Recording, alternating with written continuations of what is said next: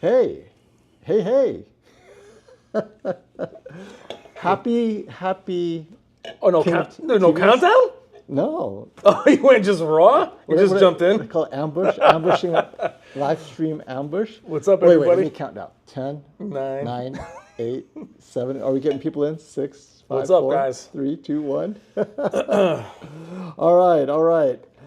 Today is the kickoff of the annual King of TV's Shootout.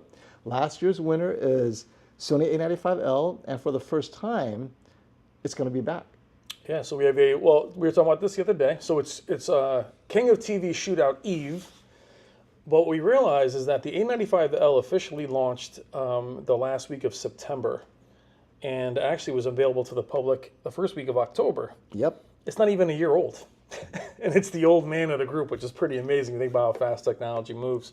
So it snuck in the shootout. A lot of you guys weren't happy that it made it into the shootout. Some people thought it shouldn't have been there Correct. because they thought it was a 2024 TV, which it is. In theory, it's not. But and then Well, you know, let's talk about the contestants, right? So let's do it. we just left the store. We left the shootout venue. So officially, we have an OLED TV shootout, and we have a mini LED TV shootout, and then the winner will be crowned King of TVs. But then the winner of the OLED and the mini LED will have a head-to-head on Sunday, Yes. and we'll also have that giant 83, 85-inch TV shootout on Sunday. But for the 65-inch, the ones that everyone's talking about, this is calibrated Yep. to an inch of its life. Yep. So we have the Sony A95L coming back. We have the Uh-huh. LG G4. We have the Samsung S95D. On the mini LED, we have the Bravia 9. We have the Samsung QN95D. Yep. Q95D. And surprise, surprise, we have an underdog, LG QNED 90T. Yeah. Yeah, which when we talked about that in the last couple of years when QNED first arrived, or QNED, we all thought it should have been in the shootout, and I think they want to make their OLEDs more prominent. But I think what's interesting, FOMO, was the QN95D being there. We talked about, or I said this with Wendy Zone, is that being that it's a custom installed TV. From what I understand, Samsung kind of want to make it to where when you order something from a store like that, or even ABT, I think has them, Right. where you're saying, hey, Wait, strangely enough, sometimes Amazon carries it. oh, really? Okay. Yeah. So what they were saying is that they don't make that TV open to the public much because they're like, just have your installer charge whatever and install it. Mm-hmm. But it's a shame because it's clearly much better than the QN90D, which is actually behind us. Right. But starting with, I think, not last year, the year before, it was only different chassis and the one connect box. Last year, it was the new processor was in it, Mm-hmm. and it was better. And then this year, I believe it's a lot better. So it's a shame that you guys can't see it because it's got a nice in between the 900D and the QN90D. So let's talk about speaking of that, let's talk about the TVs that are not there. Mm-hmm. A couple people mentioned, this is a great one. Why isn't the LG Z3 not in the shootout? So the Z3 is last year's 8K TV that never made it to the US, but it was in Korea. And even now, the Z3 is kind of limited. What are your thoughts on the Z3 not being there? I mean, does it matter? Should it be there? Well, I think, Trish, the problem with the Z3 is I think it was only 77 and 88. So it would typically compete at 88 versus the 85-inch 8K TVs. Last year we did have a 77-inch Z2 that was in it, and it was competing with two smaller LEDs. It's really a disadvantage. The OLEDs really need to be either the same size or smaller. So I just think it would have overcomplicated, and I think 8K, as we've all seen, there's not a lot of interest in it. And also What's the up, image. SD? Without MLA, the 8K TV would be irrelevant. So the Z3 does have MLA, but it doesn't come in a 65-inch size. So that's another issue. Yeah. All these TVs are the same size. They're all 65 inches. And the reason you want it to be 65 because the reference monitors are 32 inches. So we're going to have, for the first time ever, two HDR-capable reference monitors. We're talking HDR-capable. These are the new 3110s, like you've seen on my channel, same type of reference monitor. And they'll be used to compare HDR accuracy, the brightness, and all of that. And the Z3 at 88 or 77 is quite large. So if we get all the TVs to go up to 75 inches, it makes it even harder to compare to the reference monitor at 32. Yeah. I mean, personally, I'd rather go 55, get even smaller, but then the Bravia 9 doesn't go down to 55. It doesn't, either, and so. I think we all share the thoughts that OLEDs tend to, if they're not MLA, the picture quality is pretty much the same through every size. You just gain immersion. Where I do feel LEDs, they get exponentially better the larger they get. Right. So that's when I look at, I think the Bravia 9 is miles better at 85 than it is at 65. Yeah, that's another thing a lot of people have said.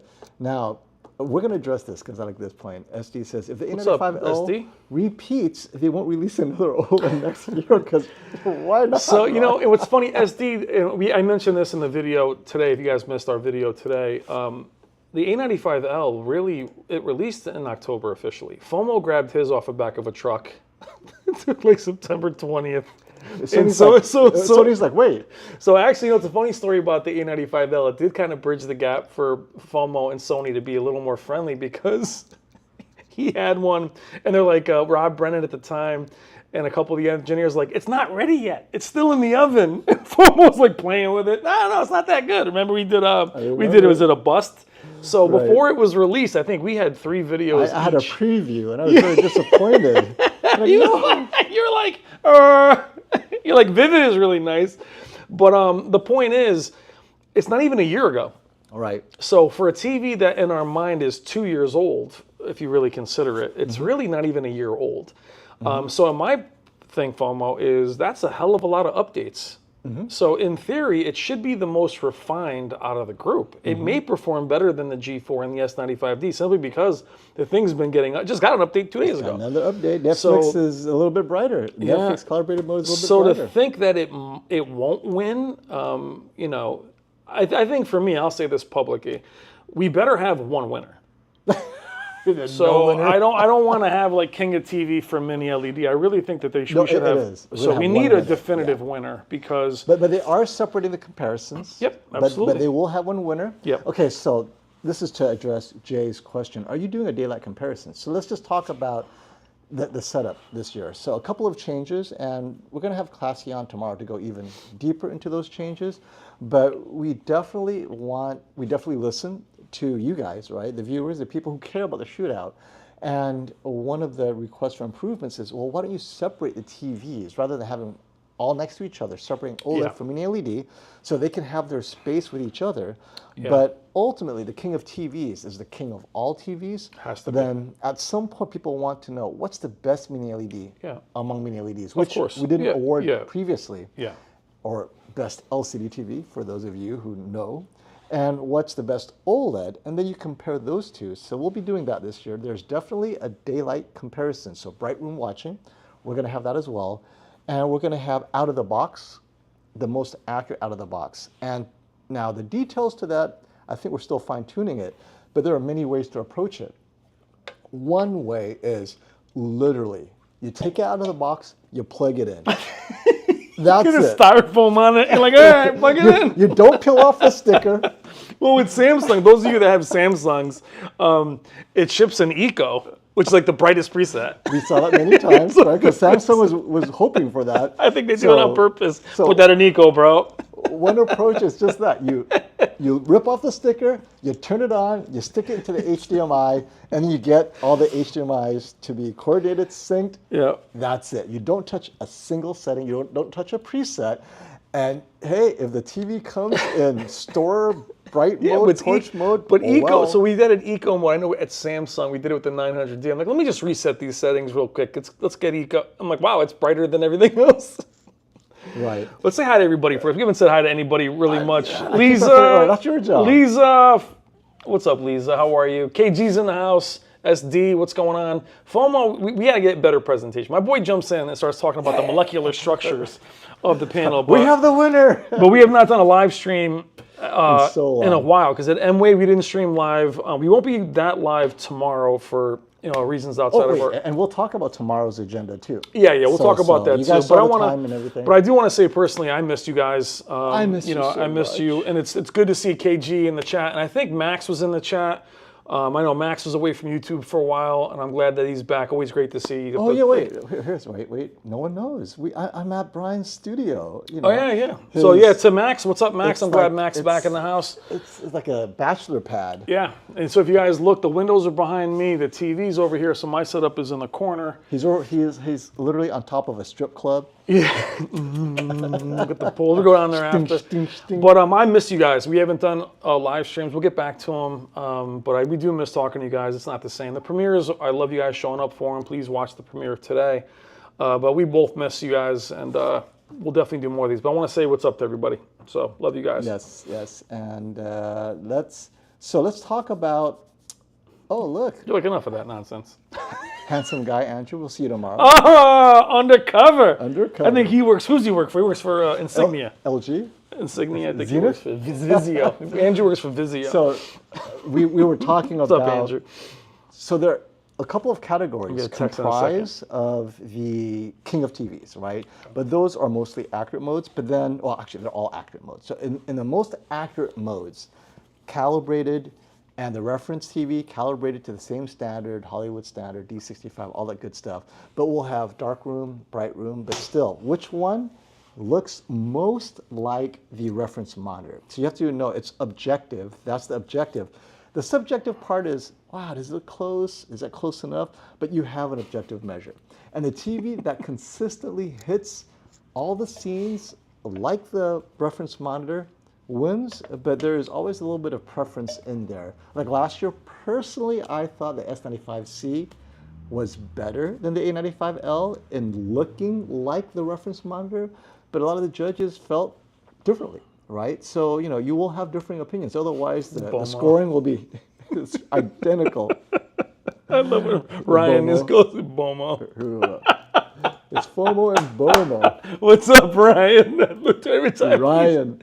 Dude, I'll see that comment out of 1,000, and that always makes me laugh. He's like, what's up, FOMO and BOMO? KG already predicting he's going S95D. Nah. Well, that's my personal favorite as well.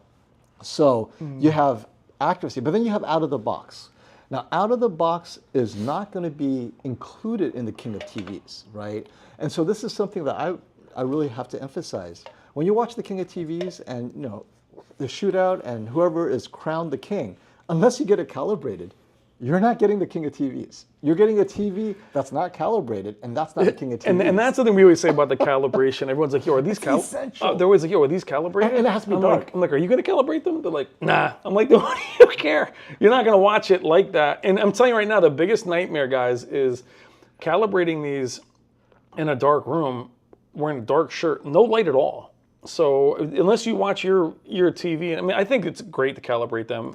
It really does show what they're capable of at their most stripped down and most accurate. And let me tell you. And Tell me. This Talk is, to me, baby. That I like. Hi, Jen. This goes to the Jennifer in the house. degree we have to get it perfect. When I say calibration, it's more than just, oh, let's measure it and match it to These the guys D65. work really hard.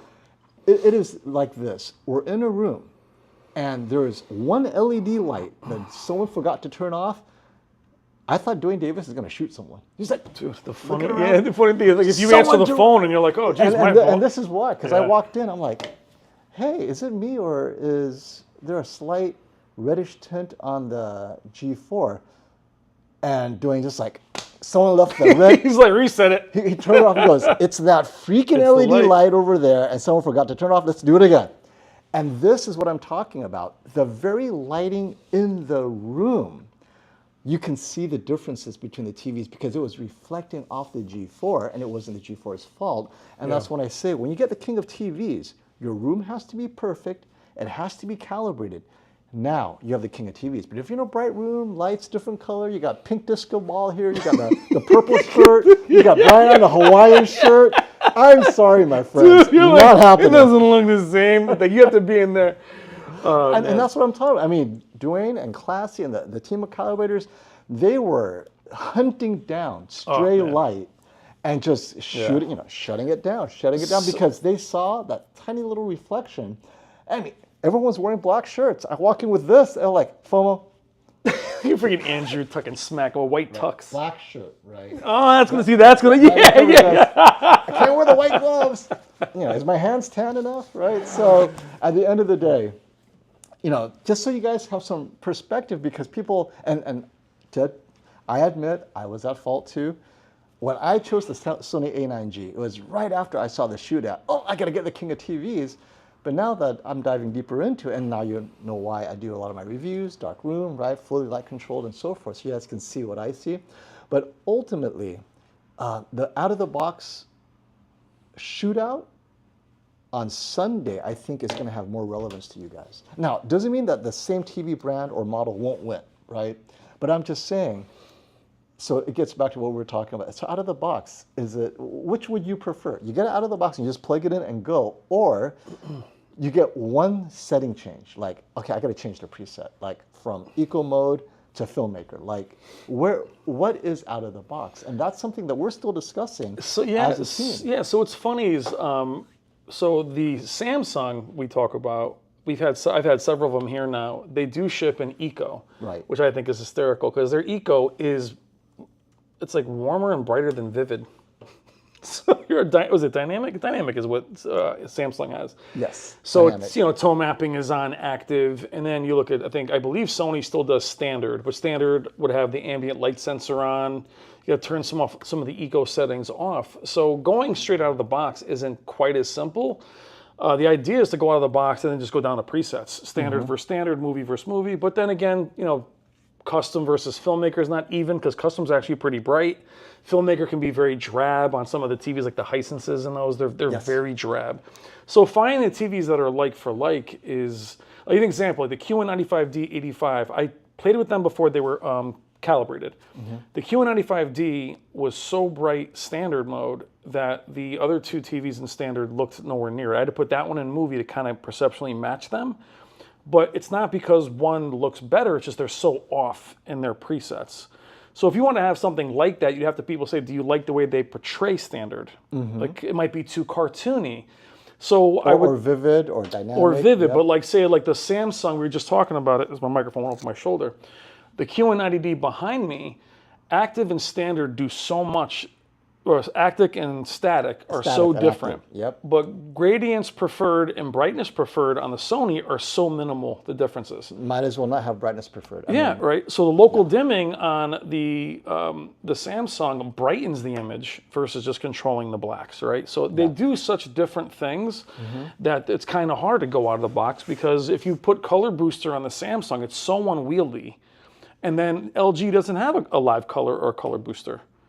So you can't even really match it. Yeah, LG has their own the temperature saturation thing, whatever, but you don't have a live color setting. So how would you do an out of the box that would help consumers? Not out of the box just for the sake of out of the box, but to help our audience, who we know 99% of you will not pay $500 to get it calibrated, and the rest will not learn and buy equipment to calibrate it. But for our audience, how would you do an out-of-the-box comparison? Well, I mean, actually, even it's unfortunate Samsung ships in standard or eco, because it is basically vivid. You have to get out of that just to make it look decent. The other ones are actually fine out of the box. I'd say LG's fine out of the box. They're accurate out of the box. So is Sony. They look great out of the box. But Samsung, that's their brightest mode for some reason. They haven't fixed it on any of the models. Yep. But what I love about Samsung is that flexibility, but that doesn't really help you unless you go into the settings. Yeah. So that's why the S95D is such an unwieldy. Someone said in here, the S95D is not, I think Cypher said it. He has the S95D, and he said it's not going to win because it's enthusiast, but it's got the ability. We saw this at M-Wave. It can brute force it. And I could argue that, or I would say this, Cypher, that I think that they have such headroom. The problem is finding a sweet spot is so hard with Samsung. I think they look great in this one movie. Then you're like, oh, crap, I got to change it to something else, because you can change the image so much. So its strength can be weakness out of the box. Right. But for most people, I think the standard mode is probably the one that they choose out of the box. Movie can be very dark. So maybe out of the box competition. So then you'd have the best standard mode, basically, compared to a reference monitor. Yeah. And that's another thing. So it goes to a different issue. The reference monitor is a reference for darkroom watching. If you put a reference monitor in a bright room, it'll appear too dark. So you have all these TVs in standard mode in a bright room, right? Because out of the box, people are in a bright room. So your viewing condition is kind of like a brightly lit room. And you have these TVs to adapt to the brightly lit room. And then you have the reference monitor, which will look nothing like these TVs. So do we turn off the reference monitor? I think you have to. So You have to. you Yeah, out turn of the off box, you reference have monitor. to. So You then, have to, so yeah. it's 100% subjective to the judges, because they have an eye for reference. So I will trust that as well. Yeah. When you see enough reference, you know what D65 looks like to a Mm-hmm. certain degree. So this is very subjective. Of course. Yeah. And these are Hollywood professionals, people who do this for a living. They look at reference type content, but now in a bright room though, so they're adapting to a bright room. It'll be Yeah. interesting to see which TV they choose. Yeah. So rather than predict the calibrated king of TVs, because that one really is, without us sitting there in front of the reference monitor and watching the entire thing and then making our prediction, how about out of the box prediction? Given what you know, there's no reference monitor, it's subjective, and these are human beings who have their preference, and the lights are on, right? So, you know, stray light everywhere. All these TVs, which do you think would win out of the box in a bright room? See, that's a tough Standard call. mode. That's So a tough standard call because by having these TVs here in a bright room, I don't actually love the way Samsung handles bright room. And what setting would the Samsung be in for you? I mean, they're eco out of the box. But if I was to move it even into, I guess what I think is their glare protection does raise the blacks a little bit on all, even the LEDs, even the 900D, the 800D. But will you notice that in a bright room? It's in a bright room is the only time I notice it. Okay. I don't notice it in a dark room at all. It's just the way that they tend to have a really good reflection handling. The problem is it just doesn't gray it out. It just the glossy just looks better to me. And that's not on the S95D. That's on the regular S90D. This TV here, the QN90. I have skylights. And I don't like the refraction light that we saw on the 900D. So Samsung would not be really my pick. The G4 is excellent in a bright room, actually. Yeah, I think so too. And It's actually well, excellent. look, segue to the super chat. Thank you, Ray, for the super chat. Is there a way to get something like Sony's Dolby Vision Bright on LG G4? I only have a colorimeter and can only do autocals, so accurate bright. So I would say rather than do Dolby Vision Bright, use Dolby Vision IQ so that it can then adapt to your room's bright. I mean, if you're going bright anyway, might as well. Oh, you mean to calibrate it? Because the Dolby Vision preset, LG has the most of them. So you can calibrate Dolby Vision on the LG G4. Okay, gotcha. But what happens is in a bright room, a lot of that, they will transfer the white point over a little bit, but the IQ takes care of the rest. And Dolby Vision IQ is Dolby Vision's most advanced attempt at matching their Dolby Vision creators' intent to your room. So Sony does not have Dolby Vision IQ. No. LG G4 does. Well, and So on LG the G4, G4 use the Dolby Vision IQ. well, and G4 also has Dolby Vision Filmmaker mode. They're the only company that has that. Which I have yet to understand I the have difference seen with Dolby Vision Dark though. Dark Filmmaker. It should be the same one's calibrated. It's but a different label. Why would it be? Why should it be different? I don't know. Crazy. I have no idea. But I like that they have at least a bunch of presets on it. Just I'm just give you one more preset. Look the same. It looks exactly the same. It's like that IMAX crap you've been looking at for years. You're like, who uses the IMAX one? Oh wait. So this is an interesting comment, and you can't say we don't love you. So You hey guys, guys, your picture is not full screen. You're not full screen. So that's Where are we? We're not. Is that leave better? Leave it to the filmmaker. Hi, Jen. I was waiting for someone to catch that, and she did. So there you go. Because she's a filmmaker. Because she's a filmmaker. We're not in filmmaker mode. We're not in filmmaker mode. Jen, are you liking? I think Jen's got the C3. She loves it. I think she loves her TV. Oh, she loves all her TVs because she does her research ahead of time. She does do her research. So now let me ask. If you pick it wrong, though, she'll be like, "What?" I know, was like, right? "Brian, what the And another change, I wanted to talk about the different changes so you guys see that we are definitely listening. So all new content, Classy spent a lot of time in the off season, right? Before the shootout, choosing content that has been matched to the latest performance of these TVs, whether it's the Bravia 9, whether it's the G4, whether it's a QD OLED like the A95L and the S95D, so that it can separate their performance. Because also with the new reference monitor 3110, the old content really wasn't good enough. So we're going to have all new content to compare everything. And the way we're doing the categories allows us to, each TV has a chance at winning because no TV is perfect, meaning we want to give each TV a chance to show off their strength, but then we know what their weaknesses are. Yeah. So we'll put in a category where their weaknesses will be exposed. This allows us, it's like the SAT, right? Everyone can get a 1,000, but to get their name right. But to get a 1,500 or a 1,600 maximum, you gotta get. You brought this up the other day, which I thought was fascinating, especially with the Bravia 9, is that resolving the 4,000 nits. And now that we're going to have that reference monitor this year, it'll be very interesting to see which OLED wins, and then to have a calibrated TV and the reference monitor, and see if, say it's the A95L versus the Bravia 9. We've all done those comparisons, or the G4, whoever wins those. It'll really be interesting to see if the proof is in the pudding. Will you still be able to see that sun like we see in the demos at Sony or whatever? Let's see if because in my comparisons of the 83 versus the 85, the G4 could resolve it as well. Yeah. So the G4 you could still see the detail in the sunshine. I will say though, the colors, it did lose a little color as it got very bright with Jen's content. Right. But I'm dying to see with the reference monitor there, if that's where mini LEDs can finally say, hey, look, this is what we do better. Yeah. Because before they couldn't flex. All they could do was bloom. So they couldn't win at all. They couldn't do it in contrast ratio. They could only be they couldn't win. Now, hopefully with that one category, they can maybe be more accurate to the source with the new reference monitor. And I love that we're separating out of the box because, I don't know, they're including streaming still. That's still part of the King of TVs. And people want to know if their Netflix is accurate or whatever. So, but I think they're streaming movies. I'll have to talk to Classy about that because oftentimes I'm not even on top of this, and I like to be surprised. Now, Ephraim, who seems to have changed his name a little bit, all TVs must use the same HDMI cable. It's what was his name before? It was E from. Now it's F from. Trying to be incognito, trying to sneak in. Who is this guy? What's up, my man? So first of all, the brand, I believe, is going to be AV Pro Edge, if I'm not mistaken. But it's always the same cable. Yeah, we always use the same HDMI cable, and ultimately, just honestly, I don't think it makes a big difference, but it is the same cable, and I believe it's AV Pro Edge. It's for custom installers. They use that. I use it myself. It's a great cable. Well, if you look at Cypher, put Cypher up there real quick. All right.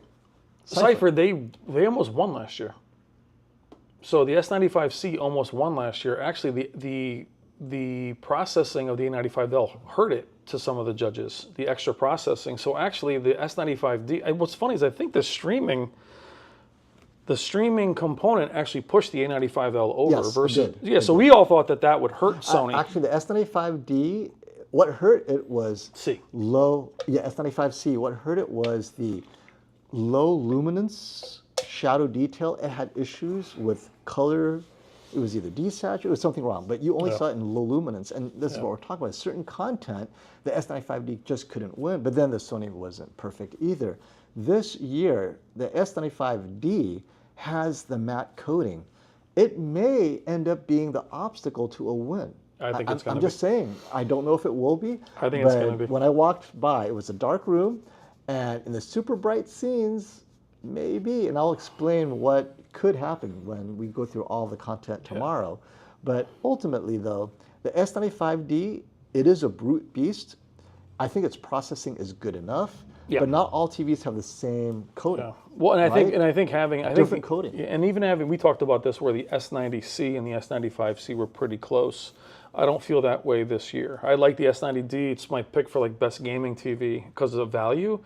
But definitely the tone mapping is much better on the S95D. I mean, it's a monster. And to your point, its processing is definitely good enough, even upscaling content. But we had it at M-Wave. That thing was like a Bronco. It's like the thing was out of the box. We didn't know. It was brighter than everything. I had to put up Jay's, that was your winner. I had to put up Jay's content because I don't know if it was a backhanded compliment or if it was a real compliment. I'll take it as a compliment. We'll take some my friend. requests. Oh, you guys, I love it. So now, here's something that I'm looking forward to. What Jennifer Gallus saying, because the OLED LG G4 and the Bravia 9. Let's talk about those two TVs. Two completely different technologies. And I'll tell you, I can give you a little sneak peek into something about the Bravia 9 that I thought was very interesting. So we all know that LG's QNED 90T is, I believe it's still an IPS panel, right? Are you going to share this right now to the public? Oh, should I? Should we wait till tomorrow? All right. All right, so the Bravia 9 got beat by... No. I'm just kidding. Andrew's like, what the it got smoked. We had this old LG LED. 2-year-old QNED. It's plugged it missing in. 3 pixels and it still won. It had the big frame around it. What I was saying is the 90, the QNED 90T IPS, I expected off angle, because I've never seen the 90T next to Bravia 9. Off angle, the Bravia 9 had better color saturation. That was quite a surprise to me. So whatever Bravia 9 is doing, now it's not OLED, as we know, but among LCD TVs, if that is what they can do with the VA panel and it's not too expensive, I'm hoping that TCL's new VA panel technology might be able to do that as well. So Yeah. I think IPS is unnecessary. Maybe that's why LG just announced they sold their IPS LCD factory to TCL. So their last LCD factory. TCL's like, I'll take that too. It's like Monopoly. Yeah, I'll buy TCL those. just bought LG Display's last LCD Yeah. factory, so TCL will be making your IPS panels now. Yeah, well, I'll tell you, so when I compared the Bravia 9 to the G4, I called FOMO. And what was interesting is that I really expected the Bravia 9 to fall apart completely when the black levels. But what's so funny is that the G4 had better blacks, obviously, but its specular highlights, the camera really made the G4 look like it was blooming. Yes. Yeah. Which was pretty interesting. That meant that the Bravia 9 was able to control the blacks, but the G4 was brighter in those scenes, right? But when we got to like really bright scenes, it was amazing at times where the Bravia 9, they both look like OLEDs at times. Yeah. And then there's times where the Bravia 9 completely pulled away in brightness. But my point is, we're finding that middle ground where not only is the Bravia 9 super bright and gorgeous, but the G4 half the time didn't look like an OLED. It just looked like a bright TV. either one. They both look like they were one or the other. So the years of walking in and going, that's the OLED. Oh no! On angle, you cannot tell. Could not most of the tell. I time. mean, it was really, really interesting. Again, these are the 85 and the 83. I think they're different beasts. At least the 85-inch Bravia 9 is a monster. You guys need to see that TV in person. I'm excited. Yeah, but even the viewing angles on a 65, just by default, are not as good, just because it's a smaller TV. I do want to bring up one quick thing, is that there was a question earlier about the Bravia 8. I'm sorry, Super Chat. Just Cypher. quick thank you. Thank you for thanking us, Cypher. Thank you for your thoughtful What for? responses. I appreciate your insights. You and KG are my go-tos. Why, thank you, my friend. Dude, our pleasure. Cypher, our pleasure, because we're not. And I had to put this up. So Mad Pistol says, Qnity will win it all. Some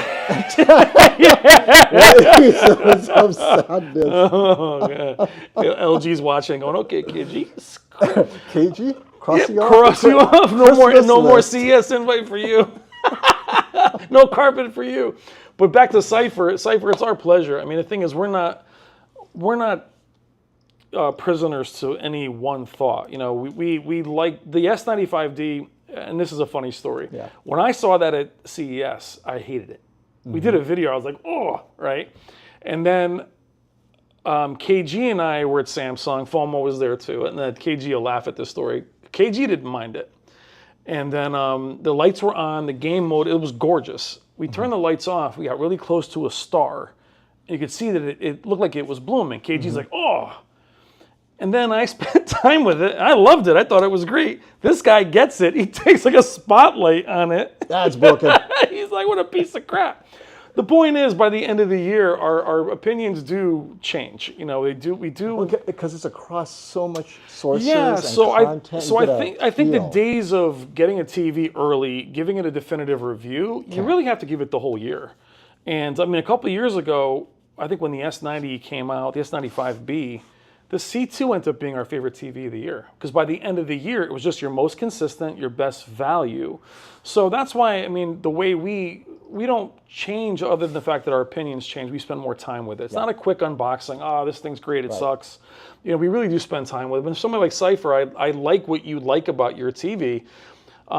It's just not going to be for everybody. But that's my point, is we're not just on one thought process of an enthusiast. I could care less about that. I like TVs that are bright and crazy. Great question, Jay. What's up, Jay? How are OLED sales doing this year? Now, the good news is actually it's picking up a little bit. So it is growing. Mini LED, however, is growing faster. So just to give it some context, my fear was that OLED TV sales would shrink this year. Apparently, it's not shrinking.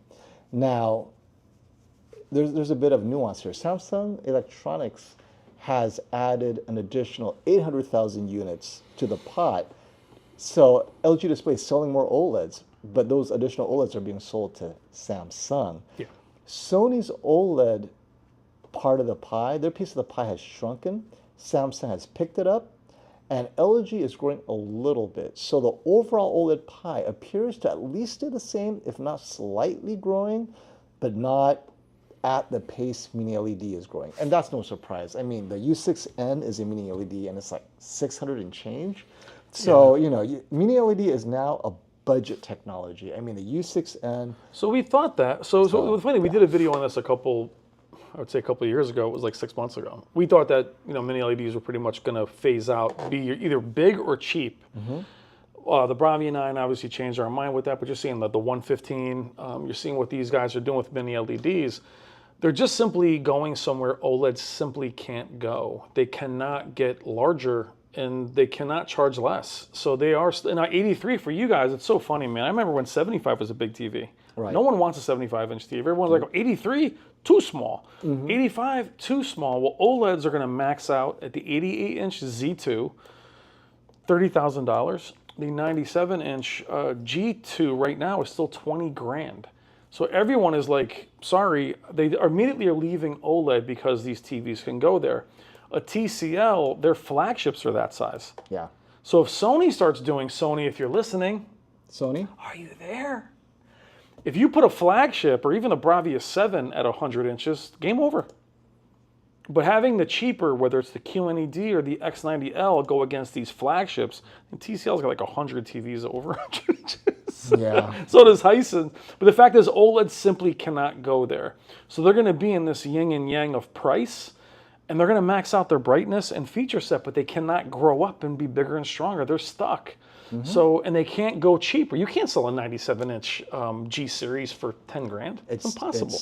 It's 20 to 25,000 right now. So now talking about 98-inch sizes, Tim Brussels asking U8N or TCL QM851G at 98-inch. So the TCL QM851, excellent 98-inch. It's got all the performance, all the dimming zones. The Hisense U8N doesn't go larger than 85. You'd have to go to the U9N. Yeah. So the U9N will go up to 98 inches, or is that the UX? The UX. The UX is 98. The UX is. Okay, so you have to go to the UX for 98 and 110 inch, and the U8N stops at 85, and the U9N is 75 and 85. Yeah, that was a mistake. Yeah, so U8N does not go into 98.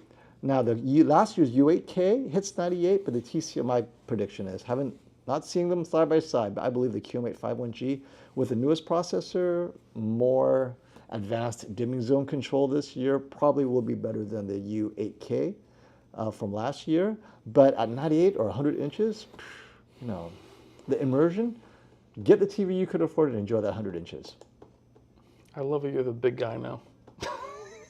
Right. Just you always now. You're like 100 inches. You're good. Oh, yeah. For years, you're like, nah, man. 55 is the sweet spot. Now it's like 100. This is the question that you like, though. What's up, Ian? How are you? This is a great question that Ian has here, because we always talk about better quality, smaller size, or just go big.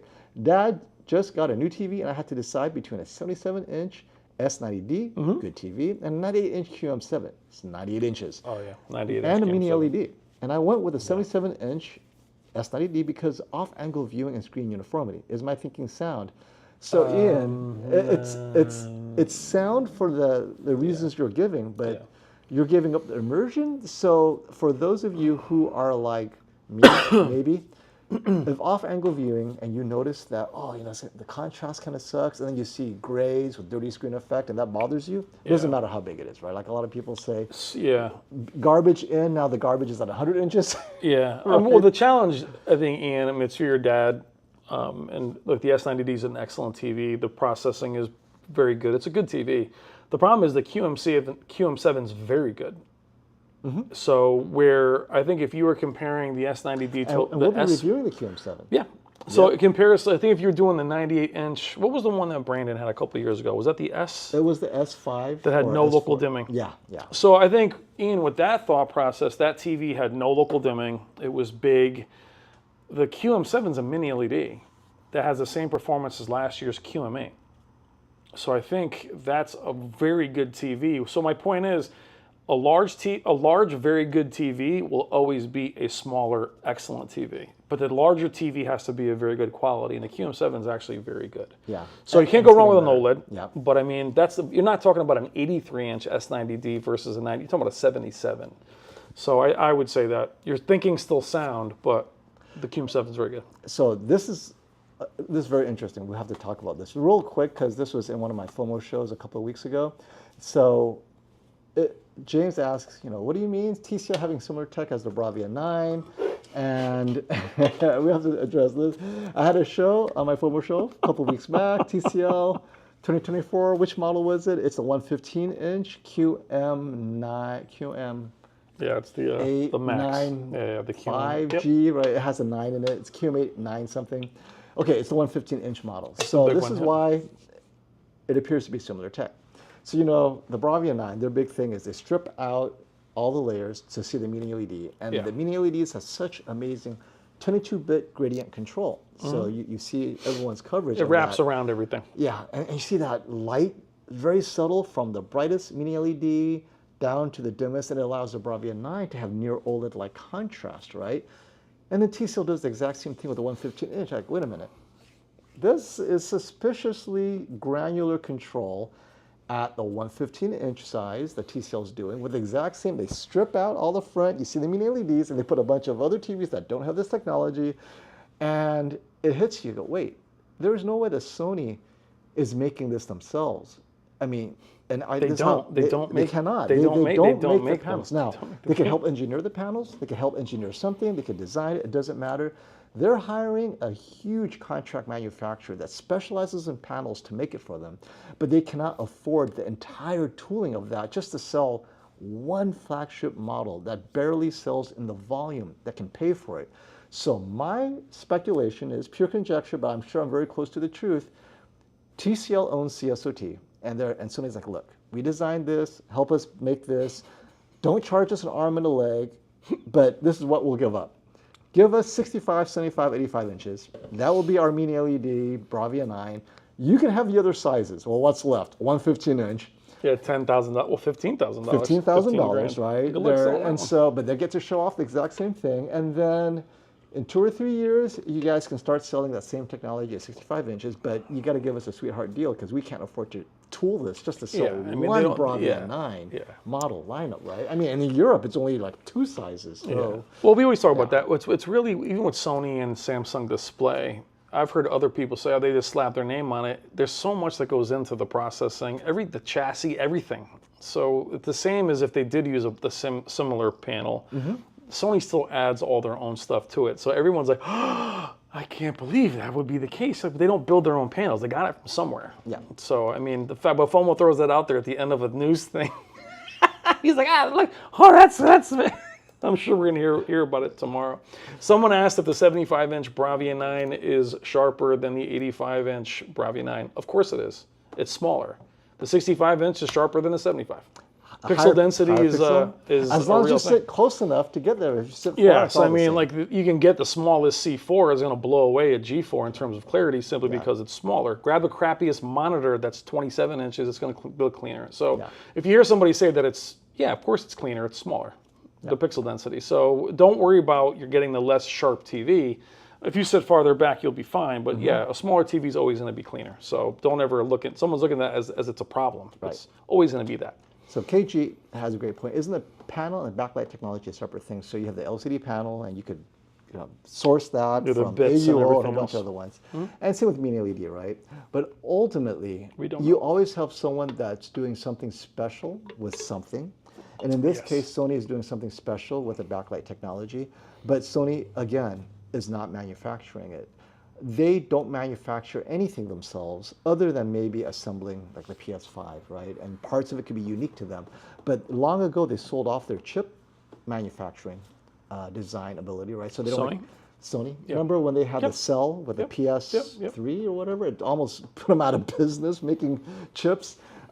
It's smarter to go to MediaTek. It's cheaper. It's smarter to go to Google TV. The only companies that do their own thing when it comes to vertical integration, like end-to-end, software, everything, LG and Samsung. Well, Even and TCL is using Google TV. Well, TCL now does vertical integration. They do make their own chips and Yes, their own but processor. not the software. Not the software. Google No, TV. But only- they're yes. that vertical. They're close though. They're close. But Very but to your close. point, like that's when you want to. Hey, can I get 4 each of my inputs? Sure. Yeah, that's where you get that flexibility. Here's the FOMO. Thank you. Should I tell Pop to return and get that? You did the man a disservice. His dad, Hey, Dad. Hold on, let's do. You want to do some role playing? Hey, Dad, what's up? It's Ian. Yeah, I love this TV you got me, Ian. So I researched these two idiots for like a year. You like it? Good. I love it. Why don't you and I hope he's a young guy. Why don't you get that thing out of there and get the 98? Dad's gonna come home. What happened? You know, the way you said it. Should I tell Bob to return it? He's gonna be like 98. What? Who's carrying that in the house? Ian, are you carrying that in the house? Yep. Oh, you had a super chat up there somewhere. Yeah. Oh, that was Yeah. awesome. And now Sony Semiconductor doesn't exist anymore. Look at KG Yep, with the yep, Wikipedia out of yep, nowhere. yep. God bless him. It's hard. It's hard to be a conglomerate these days if you don't specialize. Yeah. Go against right? like Intel, which is drowning. Oh, it's it's You're hard, You're man. gonna make chips for your TV. It's like you can't. I mean, Sony could make their own DACs. They could make their own graphics. There's no money in it for a while. Let Unless you're someone else gonna do do AI with it and do graphics cards, it's even not gonna then, work. You know, like gonna compete with ARM and NVIDIA, AMD. Thank you for the super chat, David Simmons. More polite if I contribute. We Be polite. We already Thank answered you. it, Dave Brooklyn. Her reports that the 75-inch B9 is sharper than the 85-inch. Seems illogical. Can you find out? Okay, so actually, no, let's break it down further, David. Maybe you don't mean sharper, you mean better contrast. So, as far as pixel density, if you sit, it's all relative. The pixel density gets you 4K. So if you sit at the same viewing angle, it won't be any sharper. However, if the 85-inch has more dimming zone density per inch, the 85-inch arguably could look slightly better contrast, so arguably in some content, but most content will still look the same. So contrast perceptually looks sharper. So if you have an OLED TV next to an LCD TV, just a basic directly LCD TV, the OLED will look sharper. But why is that? It's the same resolution. It's because the contrast is so good, right? Infinite contrast, that it looks sharper. So I think you mean kind of like that three-dimensional pop that infinite contrast gets you. So it's not that drastic. However, many people with 85-inch B9 will tell me I'm wrong, and they can see the difference in every scene, right? And you know what? Who am I to pop that bubble? He's gonna see tomorrow. I think it'll be more subtle than that. But Brian, you've seen the 85. You've It's a seen the monster. 65. It's night and day. That's why he told me, you know It's what? night and day. I left the 85 store. is a I'm like, diff- it's night and day. it's a different They TV. measure exactly the same brightness, but they just look. There's just such more impact. It's larger. And that's another thing. Just because the brightness measures the same doesn't mean Yeah. contrast isn't different. But you can have the same window Yep. brightness. Yep. Contrast can be different. Yeah, but if you're talking about clarity due to it sounds like you're still asking about pixel density. Yeah, without a doubt, it's going to be cleaner. I mean, no doubt. Your phone is. If you sit closer. Yeah, look how clean the resolution on your phone is. I mean, or you can even standard definition. You don't watch all 4K on these things, and they look clean as can be. Actually, let's talk about this. Talk about it, baby. So David, if you're sitting 7 feet away from a 75-inch, and you're afraid, without changing your distance, you get an 85-inch, would that look softer? It might look a little softer, but I would take that 85-inch all day long because I will take the immersion in return for a touch of softness. Brian, would you? Yeah, I mean, look at so Jen. I'll prove it. Jen, where's Jen? Jen hates big TVs. Oh, she does. Yeah. I can't go bigger than So 55. Jen is always talking about 8K. Where is she? Hi, Jen. Jen was talking about 8K. I think, Jen, what'd you have, the 900A a couple of years, or 3 or 4 years ago? And she's like, she had a smaller 8K. I'm like, Jen, I'm sitting 5 feet from an 83 inch. Like, that's why I'm so tan. My chest is all red. That's why I'm wearing glasses now. Right? I can't see. I can't see a damn thing. But yeah, it's definitely going to be softer. I'm used to it. I love it. Yeah, her biggest TV, 55. It's so cute. It's so cute. Yeah, I mean, if you, that's why we don't recommend ever. Even though phone will recommend, actually, the phone recommends it every day. I recommend big like, TVs. He goes, go soft or go home. But he goes, you cannot jump from like a 42 inch.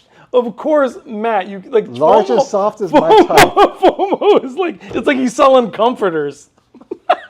I thought you were walking to a He's like, bar. you want to go to sleep? Oh, that could have gone wrong in so many ways. Then you're thinking, Yeah, he's like, yo. So he literally goes, so what do you have in your house now? I have a 42 inch. You need 100. Yeah, but I'm only 5. Yeah, you're good. you like it large and soft. You can see the pixels are like this big. You know what? That's going to have to be our tagline. This guy likes it large and soft. It goes back to likes the it Zoro, small the and Gabe Blade sharp. one that time. Oh, man. You're not buying a Tempur-Pedic bed. I don't even know where to go. Hi, Jen. Love you, Jen. So, well, this is why we have the shootout. We are going to have the 83-inch. You can't We unsee should that. do some comforter. I'm going to start doing comforter live streams. That's where the money is. Large Sleep and 2 soft. guys in a sleep number bed. Like number 4. I'm number 8. So you can't have us in the same room. It's a nightmare. No, I'm sweating like a hostage. We turn the AC on. Actually, this goes to go ahead, do your thing. I'm right here. Quick update. There's no 8K shootout this year. I don't think Nope. people know this, right? No. So, Red Pill. The word part is we actually had 8K footage, like made by Phil Holland. We're not doing 8K this year, not because it's worthless. I mean, that's there's another no new 8K discussion. TVs. There's no 8K TVs, right? The Z3 isn't here yet, or is it? Or It is here, but it's only 77, okay. and too small, right? Z9K is 2 years old at this point. Or 3. It's three. It's 3 years old. Right? Almost 2. It's old. Oh, yeah, X95K. Oh yeah, my God, it is 2 years old. No, it's 2. 2.5 years old. It doesn't have the latest processor, and we know it's all about processing. The QN900D is literally the only 8K TV released in 2024. So, you can't bring in, and the Z3 is last year's TV. I mean, and the OLED always wins. Not because it's 8K, but because it's better contrast. So you need more 8K TVs to have a real shootout, because if you go Z3 versus 900D, it's really OLED versus LCD TV. And we know who wins, right? OLED wins by and I'll tell you this, if you brought out a 4K 83-inch G4, that will beat the 900D because its infinite contrast looks like it's sharper. So and not only that, everybody, if you guys watched the live stream last year, everybody went nuts when I did this. So the Z2 was going against the 900C and the Z9K. It dismantled them. I mean, it beat the crap out of them. They were all in filmmaker mode. As soon as the judges left the room, I grabbed the remotes and I put them in just put them all in standard. And then all of a sudden the Z9K and the 900C came to life, and the Z2 looked like an OLED.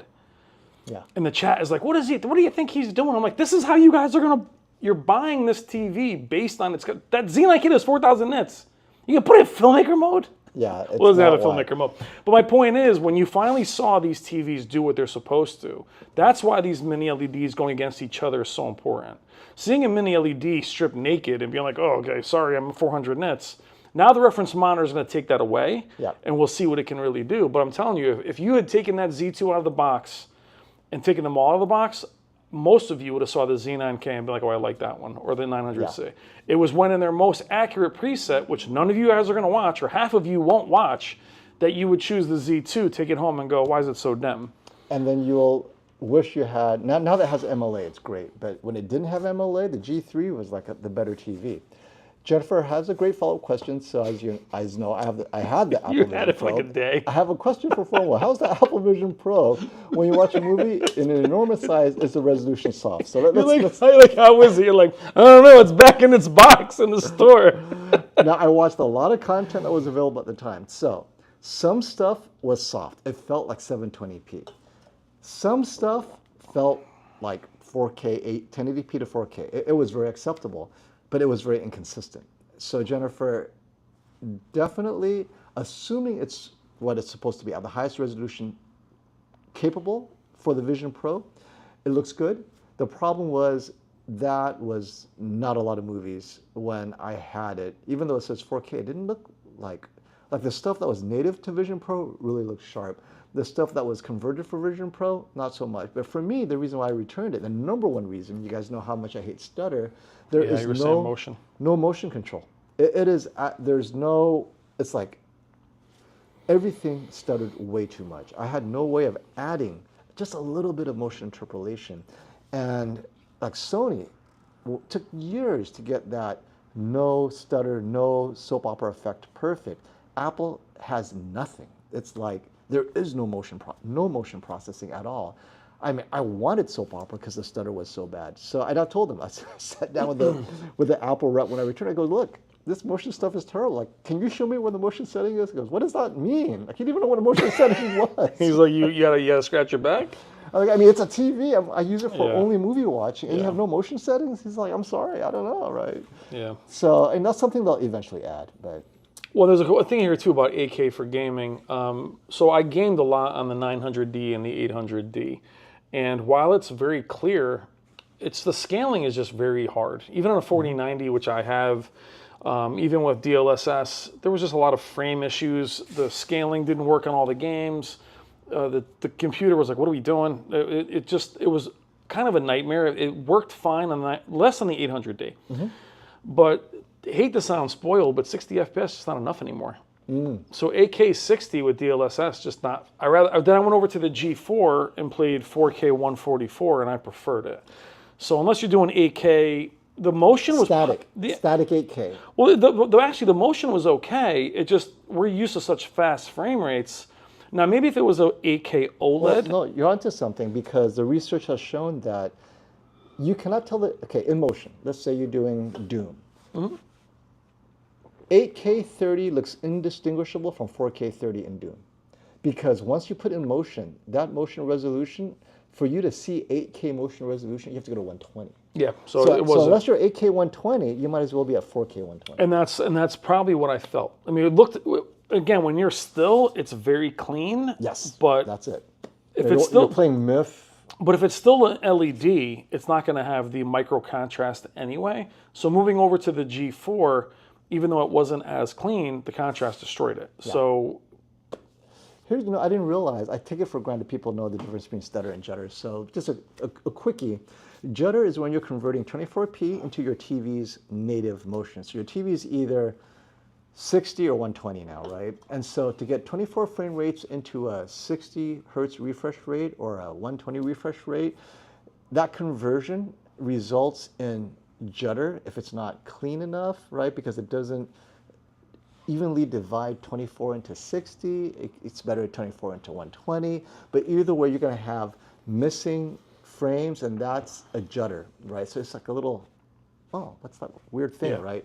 And that's been fixed. So even at 60 hertz, right, the judder is no longer an issue. Stutter is different. Stutter is an artifact where if the filmmaker is panning, right, so the one that I always use is Lucy, if you pan too quickly, that mountain just jumps, boom, boom, boom, boom. Or in Army of the Dead, that's stutter, right? That one that I always use with the pyramid, and, well, not the pyramid, it's Luxor, the hotel, and you're panning across. If you pan too quickly, it jumps across because the frame rate cannot keep up with how fast you're moving your camera, and so it's jumping across the screen. Now, if it's only jumping a little, the stutter, you could adjust that by adding soap opera effect or motion interpolation, and that smooths it out. Now, if it's panning too quickly, it could only smooth it out to a certain degree, but ultimately, soap opera is filling in those frames to prevent that jumping from frame to frame because you're moving too fast across the screen. So whether it's horizontal panning or vertical panning, you'll see that jump, jump, jump, jump, right? If it's not slow enough, or now Sony does best at doing stutter reduction without making it look like soap opera. But some people notice that. and you can't disable it. So for some people, you know what, I still see a little bit of Just soap. sensitive to it. I'm sensitive to stutter, that jump, jump, Yeah. jump. I hate that. It just jars me. I prefer a touch of soap. Other people love soap opera, and other people cannot stand any soap opera, which I always say classy because he's super sensitive. He always has it at 0, and he would disable Sony's if he could, but he says it's acceptable, right? He tolerates it. So it's definitely subjective. There's no right answer. And this is what filmmaker mode was supposed to do, which was eliminate soap opera, which upset me greatly. I'm like, wait a minute, you're giving me stutter now? Like, soap opera is bad, but stutter is bad too. Give me the right to adjust the motion setting. So they let you in to adjust motion settings. And so that's the good thing about filmmaker mode. At least you could adjust the motion to the way you want it. But most TVs, when you move it to filmmaker, they turn everything off, and you'll start noticing the stutter. You have to go back in there and maybe add 1 or 2 points of motion interpolation, but that goes to you. What's your preference? You like soap opera? You want no soap opera? Yeah, I rather have a little bit of soap opera to keep it smooth. I'm not that sensitive to it. I don't like heavy motion interpolation to where it's like, where you turn around and it's completely. At times in some movies it looks pretty cool if it's, Jen. I love the soap opera. Woo! General Hospital.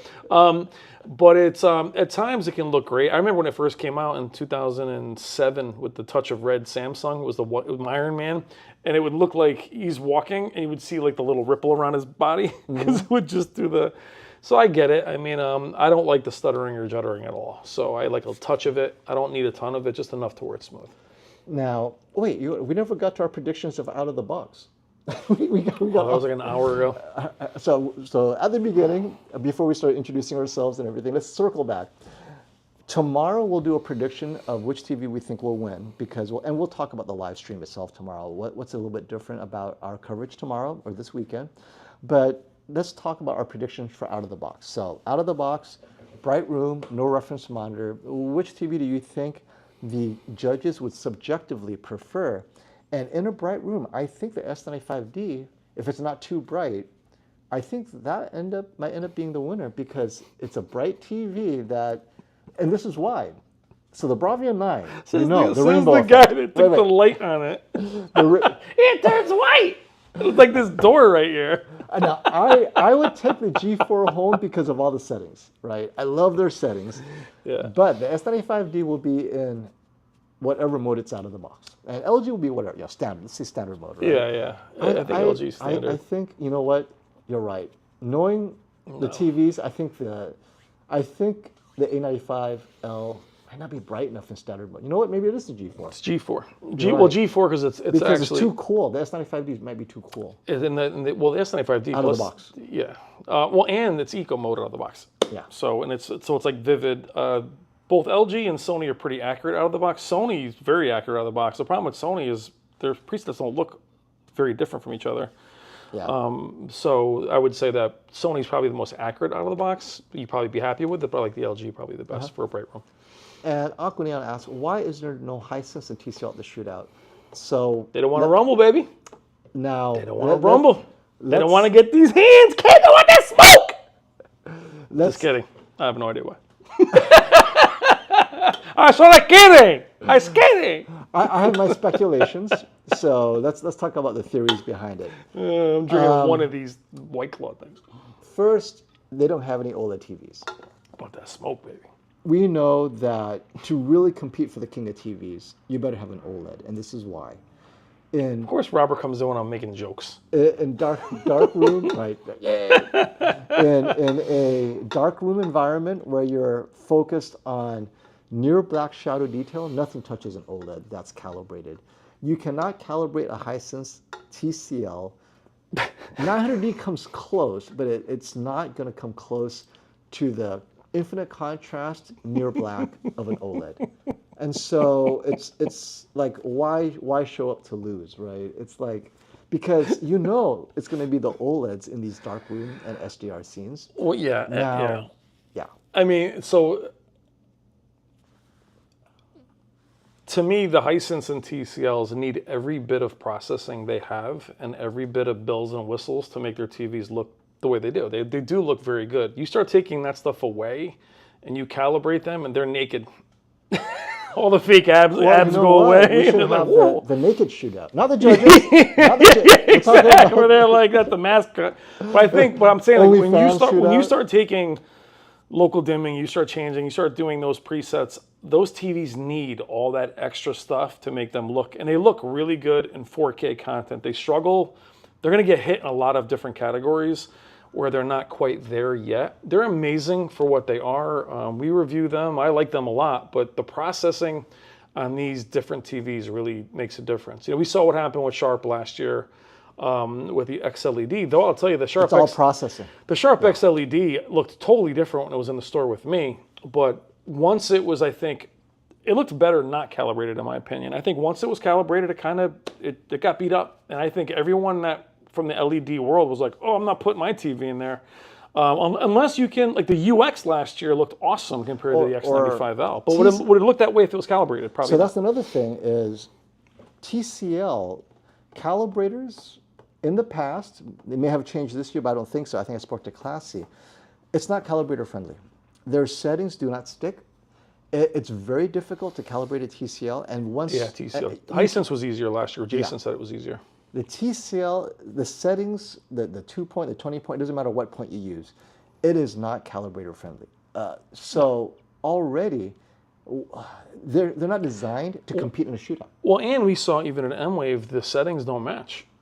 You couldn't even, I don't think TCL even has a standard mode. It was like sports. Yeah, they have like movie mode. Yeah, and Hisense has day Vivid, mode, vivid, night mode. Yeah. Mr. Robert Zone is in the house. Robert, what are you doing up, my man? You should be going to bed early. You got a busy day tomorrow. I know. Legend 10:30. icon, Robert Zone. Thanks for jumping in. Robert, this is his 20th TV shootout. There he goes. 20th TV 20th shootout. TV Can you shootout. believe, you know, 20 years ago, I don't think I was born yet. You said that. You said that during ours. I'm like, both of us are like 50. I was like, 20 years ago, I was 30 years old. Robert, I don't know why it was before my Robert should time. be getting some rest because he's busy. And yeah, Robert put a heck of a show. Who he gets together and the TVs and everything. It's amazing. It's gonna be awesome in the store tomorrow too. Actually, I prefer it in the store, to be honest. Yeah. Now, so I predicted the winner would be S95D. No, LG G4 out of the box. Out of the box, standard mode, assuming it's standard mode. You know, they may change their mind again, but standard mode out of the box, no reference monitor, bright room, G4. Winner. You? Out of the box, guys, not calibrated. Yeah, G4. The G4. 'Cause, I mean, I'll tell you right now, I did my G4 review, the 83-inch, in the front of Value Electronics, in a bright room. I mean, I already seen it in darker rooms, but the fact is I shot that whole video in a bright room. It was fine. Yeah. My 880L is like a mirror. I can see myself in it the whole time. So they have it's still glossy, but it's pretty accurate out of the box. It looks amazing. It's bright as heck. And then I'd probably go Bravia 9. Only because I think the Samsungs are so unwieldy out of the box. They might be too saturated. The eco mode is, it's like vivid mode on steroids. Bright. Yeah, I mean, I don't think I understand it. So Yeah, they're just trying to game the system, maybe. they're like, hey, these guys are doing some out of the box. Let's go. Ours is an eco. Don't look at us. Well, don't put your eco right next to your dynamic.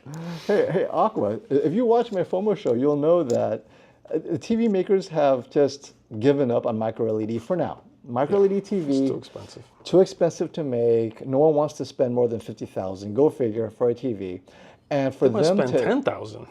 for them to compete with OLED, they have to be 10% of the cost that it is right now. Right, 1/10 of what it costs to even be $10,000. Yeah. So it's going to be a while before you see. And first of all, they don't make any micro LEDs at the 85-inch size. They're like 90 inches and above. Yeah, because there's something with the pixel pitch Yeah, it's that too small. doesn't too small. 4K at that size. The ones and I'm telling you, I would love to see the ones we see at Samsung every year, the really small ones. I guarantee you, there's like a nuclear reactor underneath.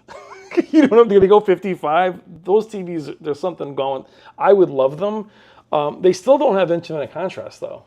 So I paused the unibody. I paused it on the Starfield. Still blooms, baby. Still blooms. This is a great question because it goes into why QD OLED, Quantum Dot OLED, is so much better than WOLED. Much confusion out there on noticeable QD OLED color advantage. Not about BT2020 range. QD OLED P3 mode, same color can get brighter than WOLED. Correct, EJ. So if you take whatever color it is and you raise the brightness above a certain luminance, the WOLED will start to desaturate, right? So instead of being orange, it becomes light orange, becomes yellow, dark yellow, maybe even white if you go bright enough. Whereas QD-OLED preserves that color accuracy at a higher luminance. So it's very important to remember that this is what QD-OLED is always saying. Hey, we have this amazing color luminance.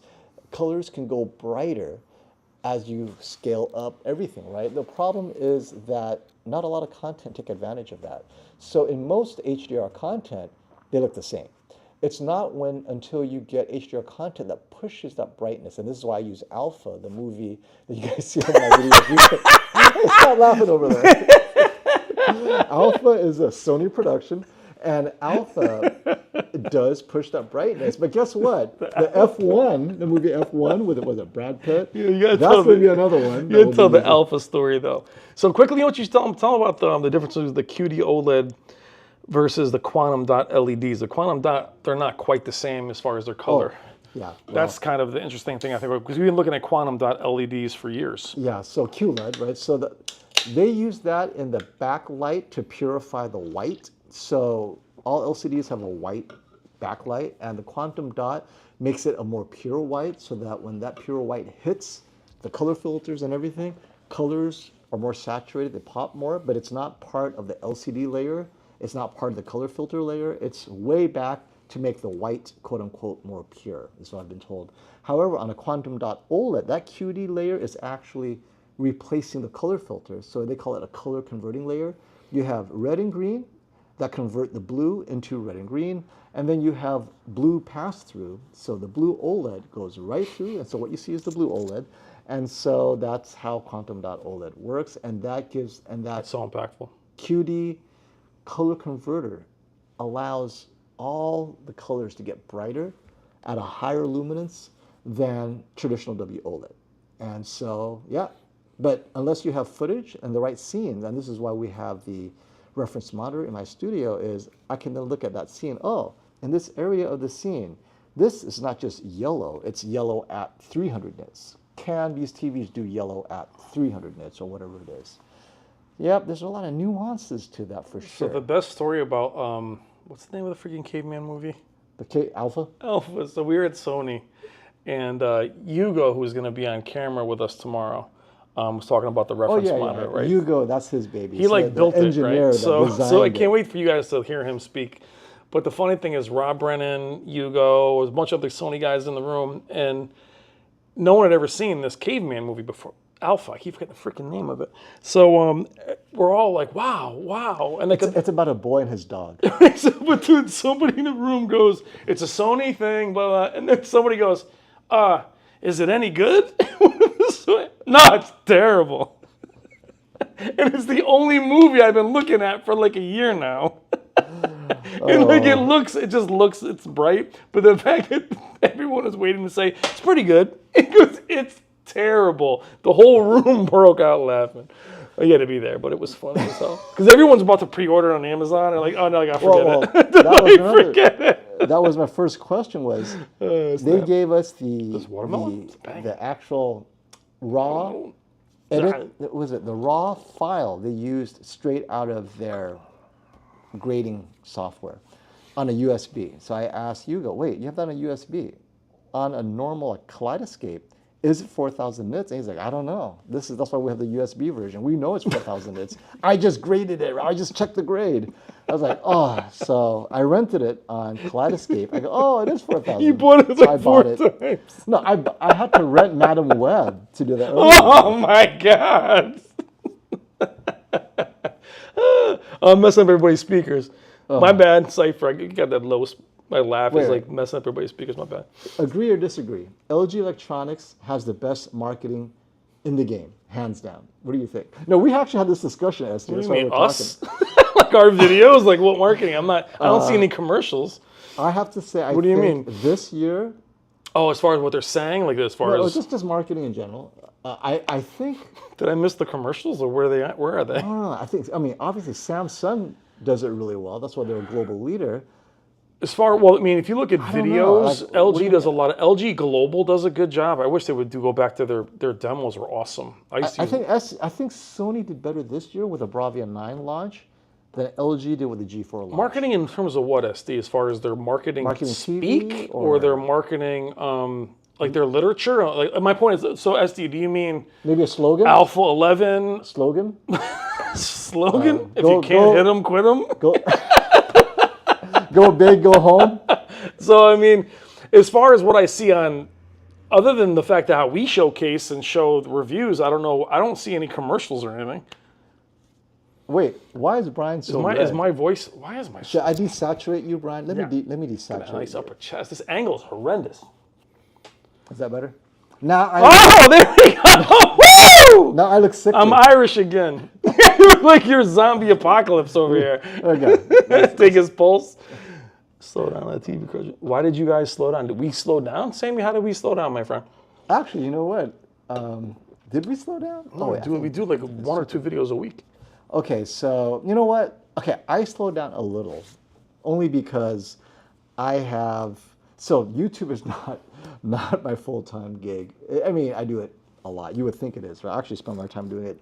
But I also have a real career at some point. Wow, So we're not real? I'm semi-retired. Is Brian drunk? That's why I don't even drink in front of these people anymore. It's bro. I get to desaturate you some more. So I think I White had maybe Claw, 2 one of more them. video. Is he drunk? Oh my god. Okay, I still average about a video a week. So So I do used I. to average 2 a week, maybe. So yeah, I did 2 to 3. I think he's right. 2 to 3 throughout the year. There's really not.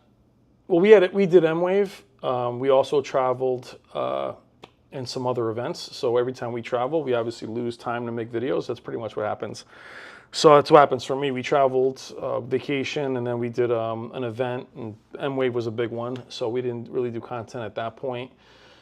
I have a lot of videos backlogged, so it's really more about as the video. It sounds ridiculous, but as the videos get better, as I get better at them, Right. they take longer to do. So, Yeah. like where I'm traveling next week, I can't say where I'm going, but I can't release a video that week. I mean, I guess I can, but I got you. I actually And- feel really guilty now. And it's a No more drinking. I can't I- have any. I Can't think- have any more fun in I these think things. you're talking too loud too. So I lowered Here, the I'll tell you volume. what, here I you lowered go. the volume. How's this? I lowered the volume. No, it's too close. It's like right here. mean, Lisa said it was all over put the down here. place. Put down here. Yeah, right Put above, down- yeah, right above pocket. the nipple. I had it there before. Lisa couldn't hear me. Okay, so Lisa couldn't hear you, or Jody says it's too loud. You know what? We just got to keep them. Please don't yell into the microphone or lower the volume. Jesus, these guys. Okay, so My apologies. So KG is saying that the LG Global demos are crazy awesome, which is true. They used to be. I don't think they're. But they great haven't now. made them anything They used to recent, be right? awesome. I mean, they had the Lion demo. Right now they'll have like a guy talking. But that's like 3 years old, right? 4 years It's like old. 5 or 6 years yeah. old. Yeah. Now I just hang out with Jen. But LG used to have some really good demos. Yeah, Samsung had yeah. awesome ones. Jen They got rid is of all the of them. new go-to demo.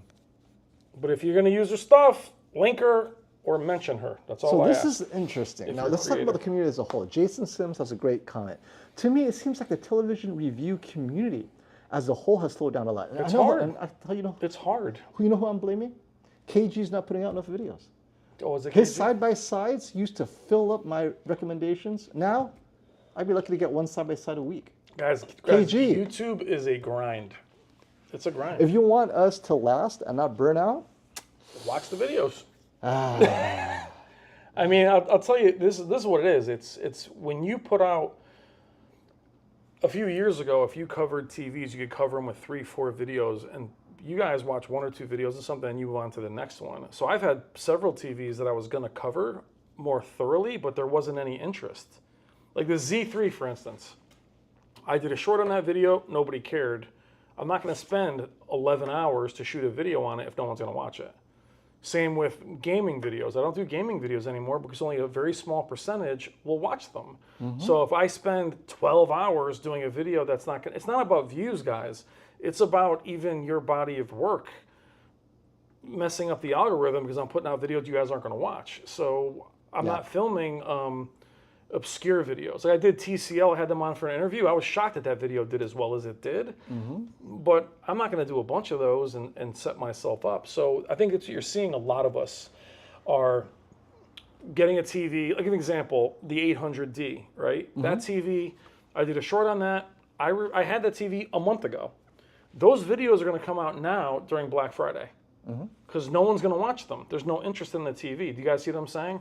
So to put all that work in to have a video not get We're not watched. done yet. We're getting the QM7 and the U7N in the next 2 weeks, each of us in our studios. So are you guys interested in that? Well, and I think what's slowing down too is that I think a lot of creators have been doing it. I've been doing it for 8 years.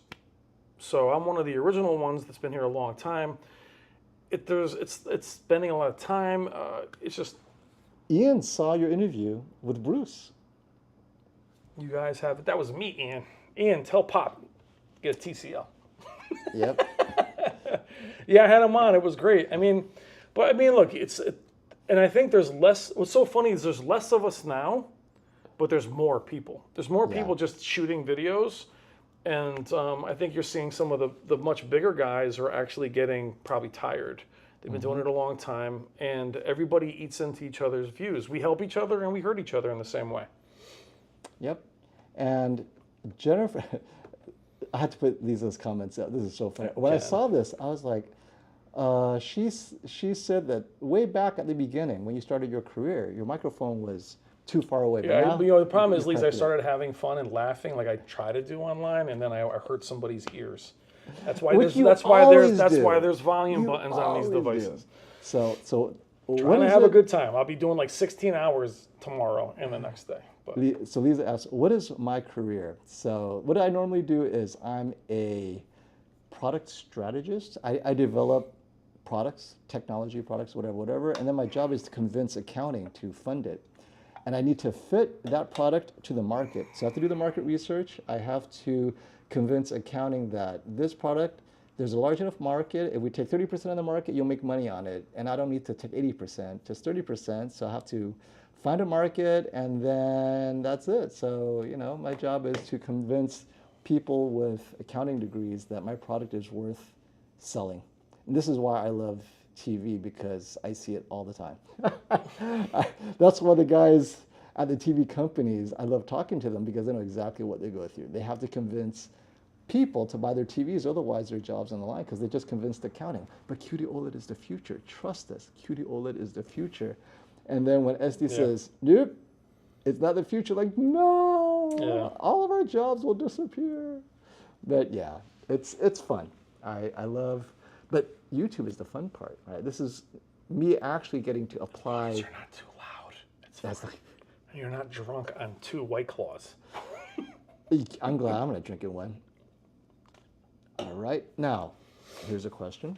Talk to me about So, on Sunday, we have the first ever 83-inch OLED versus 85-inch mini LED, the Bravia 9 versus the G4. And not to give anything away, but what are the chances that a Bravia 9 can keep up with the G4? The lights are on, we're in a bright room. I compared them the other day. Very good. Very good, okay. At that size, very good. At 65, no. No thanks. And it's bigger, so. Does anyone feel like the Sony Bravia 3 was a disappointment after the ratings review release? So they reviewed the Bravia 3? And let me give you some context. If you guys saw my last video about the differences between LCD TV technologies, so you would know the Bravia 3 is a direct lit. It's a direct lit TV. Now, of course it would be disappointing. Direct lit is literally the cheapest LCD TV technology. Yeah, I mean, it's the Bravia 3. They won't even send me one.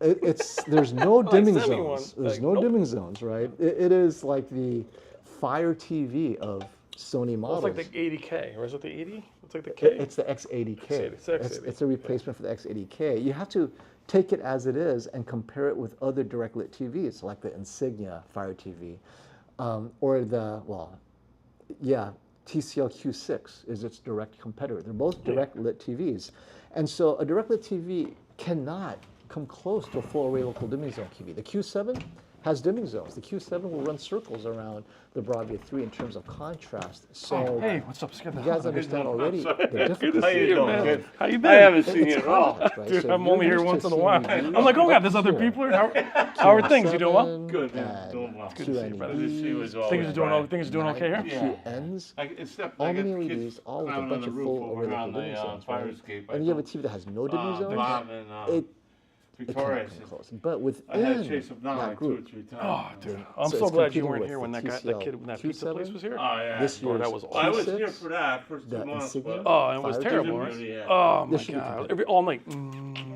I'm like, dude. Good to see you, Good Brian. seeing you, brother. Be good. Oh.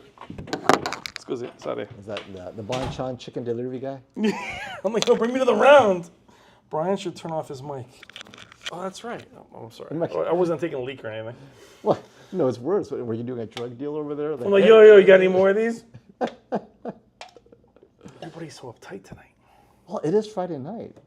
People are still working, man. They are? We got 2 dislikes. Those have been up there forever. Oh, you know, they see my hat. They're like, oh, They pop in, that like, hat oh. again. I went to the bathroom. You ever see the Jinx on HBO and he's in the bathroom? He's like, I killed him anyway. I'm like, I was live streaming with these goofballs. Andrew's still here taking Oh notes? my God, Andrew. Jesus. Working for Vizio, man. Look at for their money.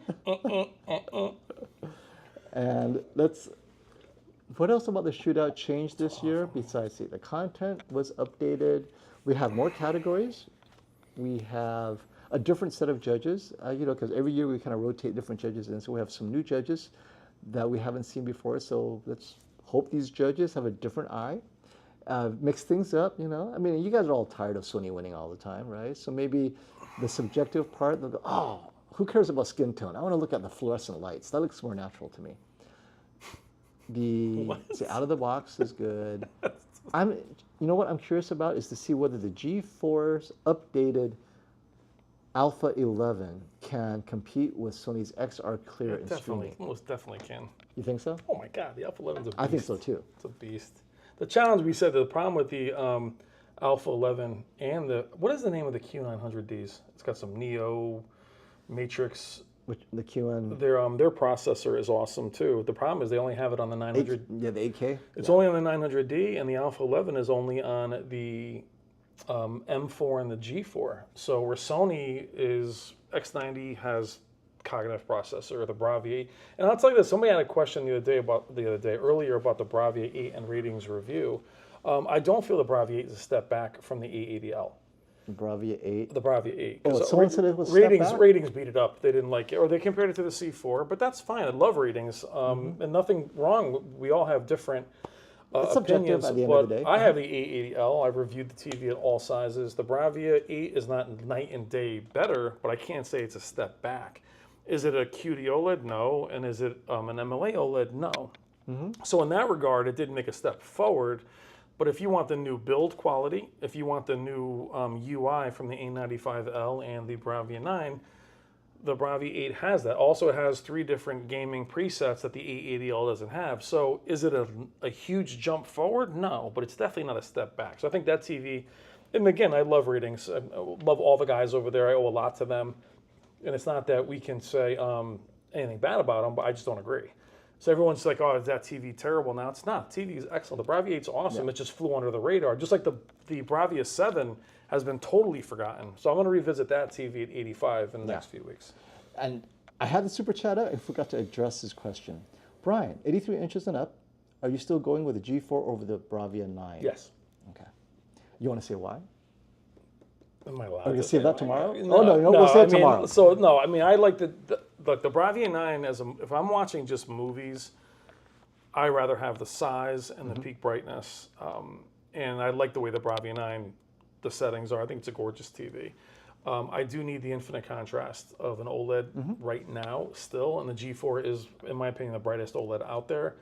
And then the gaming is just next level. Yeah, agreed. So, being more gamer-centric, but if I was just flat out, if the TV was here in this theater or this apartment, the seating distance, I probably would go Bravia 9, just like I did the A80L, simply because it's a better all around game or movie watching experience, I'd probably go with the 85-inch Bravia 9. But for my own personal house and my own use case, it would be the G4.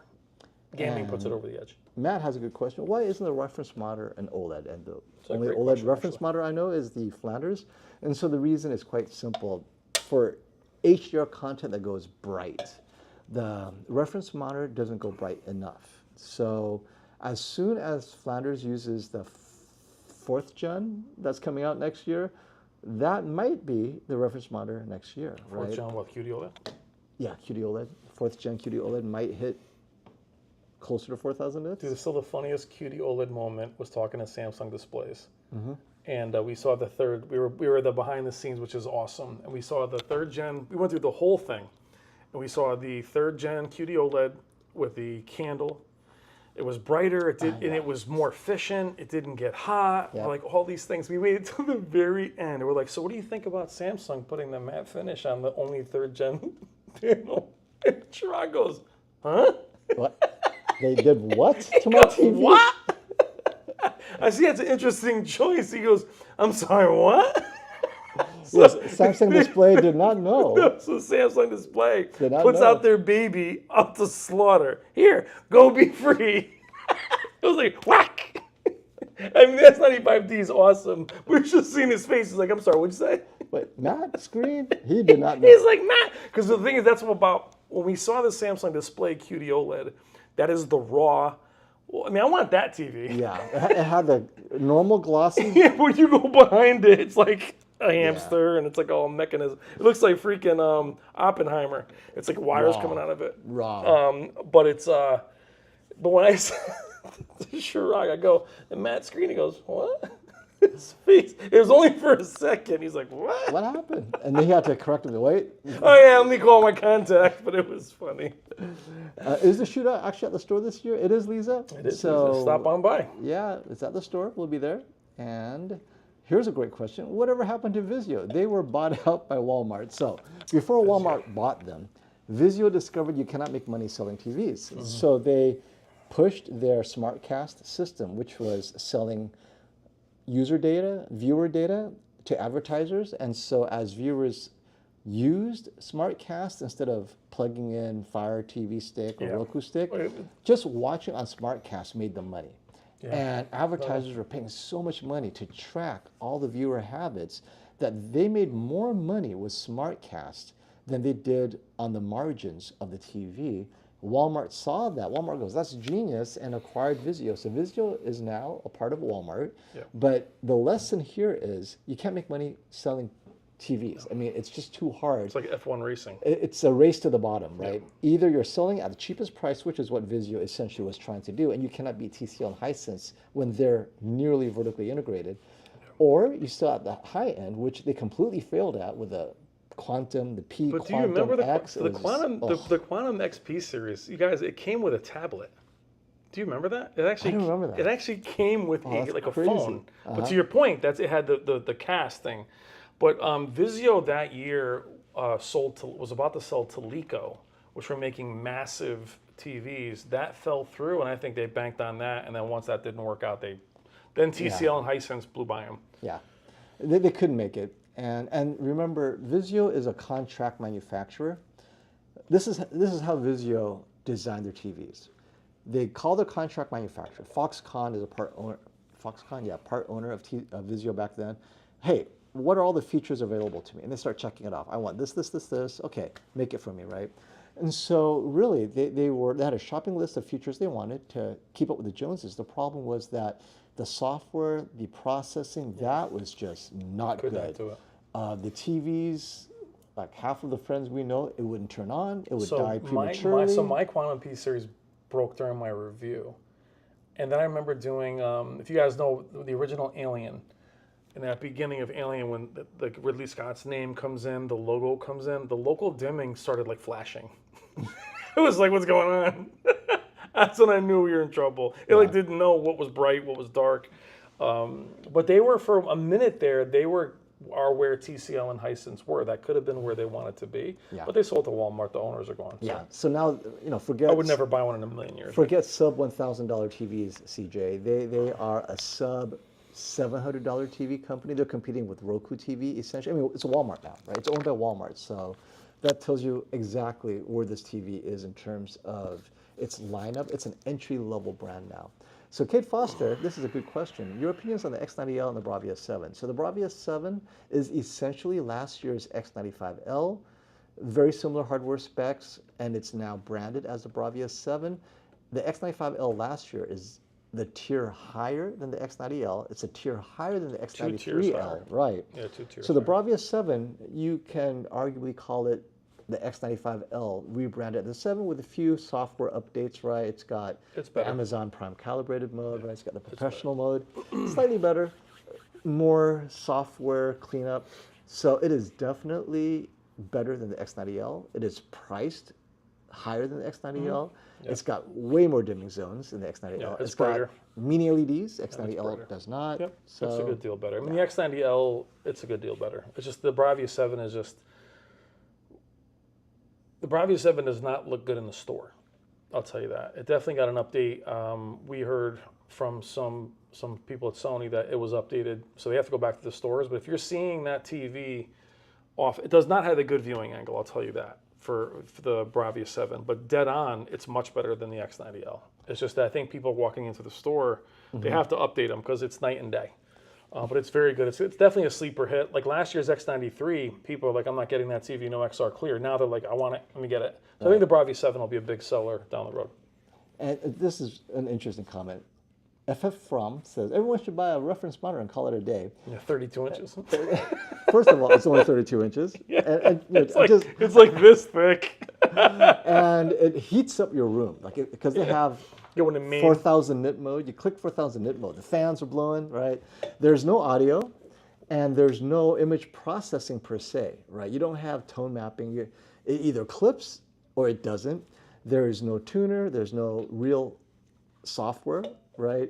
If you're used to, you're gonna have to get a stick of some sort, Roku stick, Fire TV stick, whatever, Apple TV. It is motion settings, none. There's no motion setting, but it is a very good TV. So you can't even call it a TV. It's more of a monitor, right? Well, the reference monitor, when we saw Phil Holland's 8K footage last year, and we saw that there was a guy looking into, it was like a spy film he made, but he was looking into this green light and he was like kind of stealing something, but all the detail was there. There was no blooming, obviously. Everything was there. No TV in the room could do it. So when you're looking at like the perfect image, the question is, it's not shockingly perfect. It's just accurately perfect. It's not going to wow you. It just looks very, it's like how Plasma was. Plasma was so perfect. You just were like, oh, it just didn't make you go, oh. It wasn't until TVs got very bright. So it's very beautiful. You can see every detail, but is it going to wow you? I don't know. Yeah. Now, It's tiny. good question. We were hoping the U9N would make it to the Hisense shootout, is, no. but it's coming. TCL has contacted me and they said, hey, we'll let you know what's here. We'll send you a Hisense. review unit. I mean, Hisense, right? Yep. We just don't know when. Maybe September, maybe October, but it's coming in 2025. So here's the problem. We said this with also the new G4 at 97 inches. You get to this time of the year, not this time of the year, next month, now you're into CES conversations already. Yes. So you start releasing these TVs at the end of 2024. If a G5 is around the corner, so what's Hisense going to have at CES? Do you see what I'm saying? So now you're getting to where that joke we made last year with the G3, like, oh my God, so like, that's where you guys wanting to buy, it's really hard when you don't know what's promised next year. Like, are you going to go buy a TV if an 83-inch QD OLED is going to show up? Yep. Or, you know what I mean? So it's a really, it's terrible to release. But look at the A95L, perfect example. A95K did the same thing. Released so late in the year that then you're stuck with the old TV that's not even a year old. Yeah. So, and it's expensive. Well, it's like the UX last year. It was limited release. There was only a few of them. Yep. They just wanted to test the market for premium. The market was It there. was awesome. And so I think the U9N may end up being the same. It's an experiment. What if we gave you a better U8N, which is what the U9N is? 75, 85 inches only. Last year. The better processor. It's the same processor as the UX. But we'll see. Hopefully it comes out in 2024. Let me see when I reviewed the UX last year. But their U7N, I just received it the other day. That's pretty late in the year. Well, actually, no, that's not true. I reviewed the U7K last year in July. Mm-hmm. So yeah, so they're maybe a month behind. Mm-hmm. Now, what about this race to the bottom as far as just all the TV brands? So we know Vizio, they realize they can't make TV under $1,000 and really make money on it because they can't compete with TCL and Hisense. So if TCL Hisense takes the mid-tier market and elevates their performance, where does that leave Samsung and premium TVs from Sony and Samsung? Is it just going to be a TCL and Hisense game? So UX, I reviewed it September 20th Last year. So actually, it's could in be- line. It's in line September 20th. So that's Probably. Jesus. That's August You 3rd. Okay, I'm sorry. Rephrase your question. You think Samsung will stop selling premium TVs and race to the bottom and just sell Q60s and Q80s, right? Just $1,000 TVs or less? No, I think Samsung is going to learn something from this last year. They definitely put a lot of great technology in their true flagship, which is the Q900D. But nobody that I talked to was spending $10,000 on a TV this year. Even people with the money. Actually, one of my friends bought one. Which one? Which one? The Q900D. But he was a price is no object. He just wanted the most expensive Samsung. Almost nobody in our community, all of us combined, is like, yeah, 10,000 something they want to spend now. So I think they're going to learn that they need to focus on that 7, 6. That processor has to be on their other TVs. They already have that bottom part covered with the Crystal series. So I think, to your point, they don't have to do that. They're going to stay with premium. They have too much pride. They're not going to drop that. I think so. Until they go out of business. Yeah, I mean, So there's a lot of phones. Yeah. Right. Hey, Penduro, I'm ready to buy a new TV with a $2,000 budget. Okay, so this is a perfect question because we're at that time of the year. It's fall. Upgrading from a Sony. Oh, man, it's freaking summer. It's August 2nd. It might as well be fall. Said it was fall. Should I just wait? It's 98 degrees outside. Should I just wait until the end of the year for Black Friday?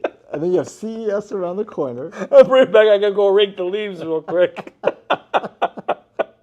It's fall. I'm sweating like a hostage. And you're saying it's fall? Anyway, go ahead. It's yourself.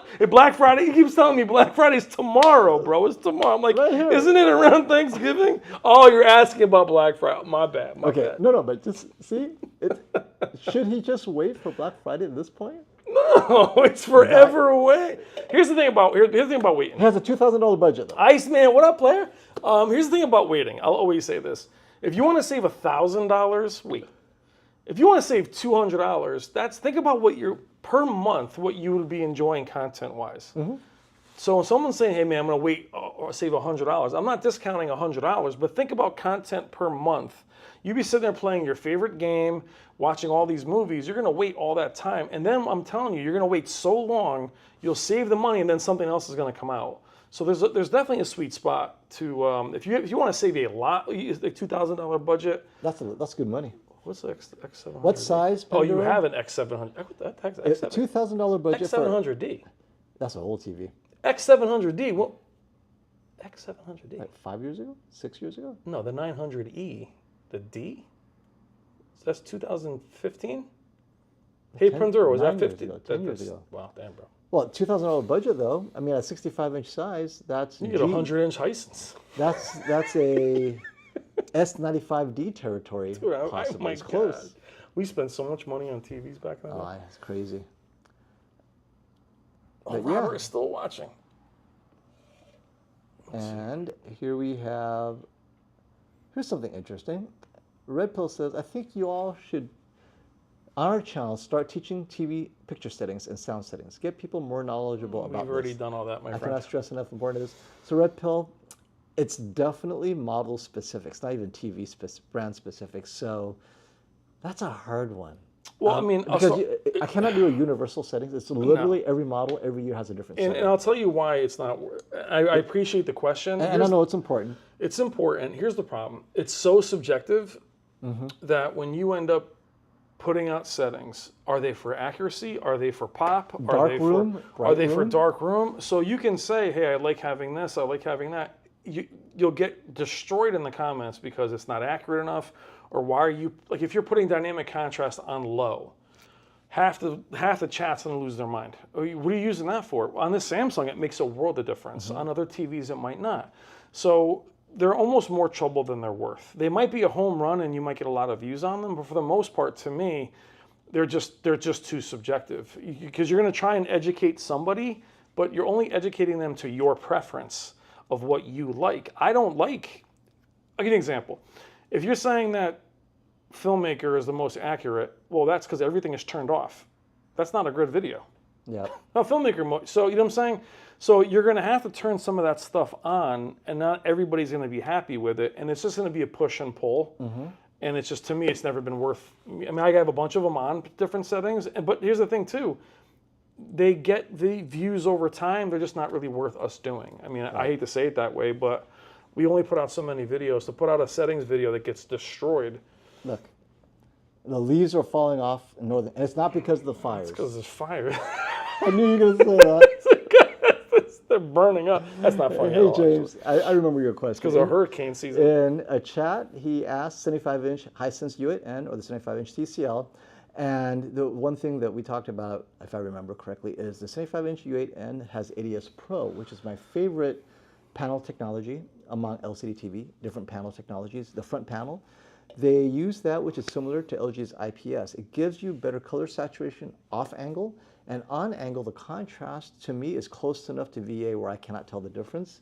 So the TCL 75-inch is still a VA panel. So off angle, the 75-inch U8N will preserve the image quality better than the 75-inch TCL. On angle, right, just front axis facing, they should look very similar. Now the U8N though, what it does is it focuses on shadow detail, low luminance. It looks very similar to the Bravia 9 in that way.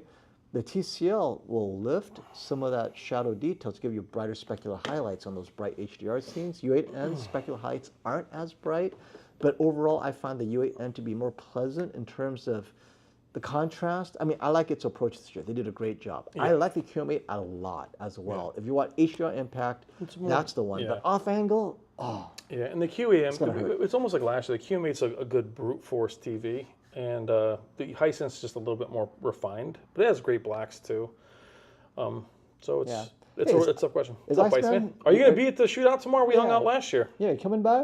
And, Is High Def News coming last? We hung out with them last year. Yeah, So you guys were awesome. too, yeah. Hey, come on by, Iceman, if you're near. But yeah, good to see you, buddy. If you guys haven't checked him out, he also does TV reviews. He does, check him out. And settings. I think Iceman actually does He settings. does, yeah, Iceman. You need to do the settings that people are asking for. I think KG trying to charge for settings in here. 99 cents, baby. Yeah. KG. So Yeah, here's Venmo, baby. the ultimate question. Puma. Why doesn't the CEO of LG Electronics buy 4th gen QD OLED panels from Samsung Display? So you guys got to know the history of LG and Samsung, right? It's like worse than Ford and GM. I mean, we're talking about family rivalries, right? Each of these are chaebols, right? They're these Korean conglomerates owned by families who are proud that they are better than the other, and they cannot let the other outdo them. And for LG to buy from Samsung Display would be surrender. However, because Samsung Electronics bought from LG Display, that does open the door. So they need to band together to beat the Chinese brand threats, TCL and Hisense. If LG Electronics wants to stay competitive, I agree, they do need to source QD OLED.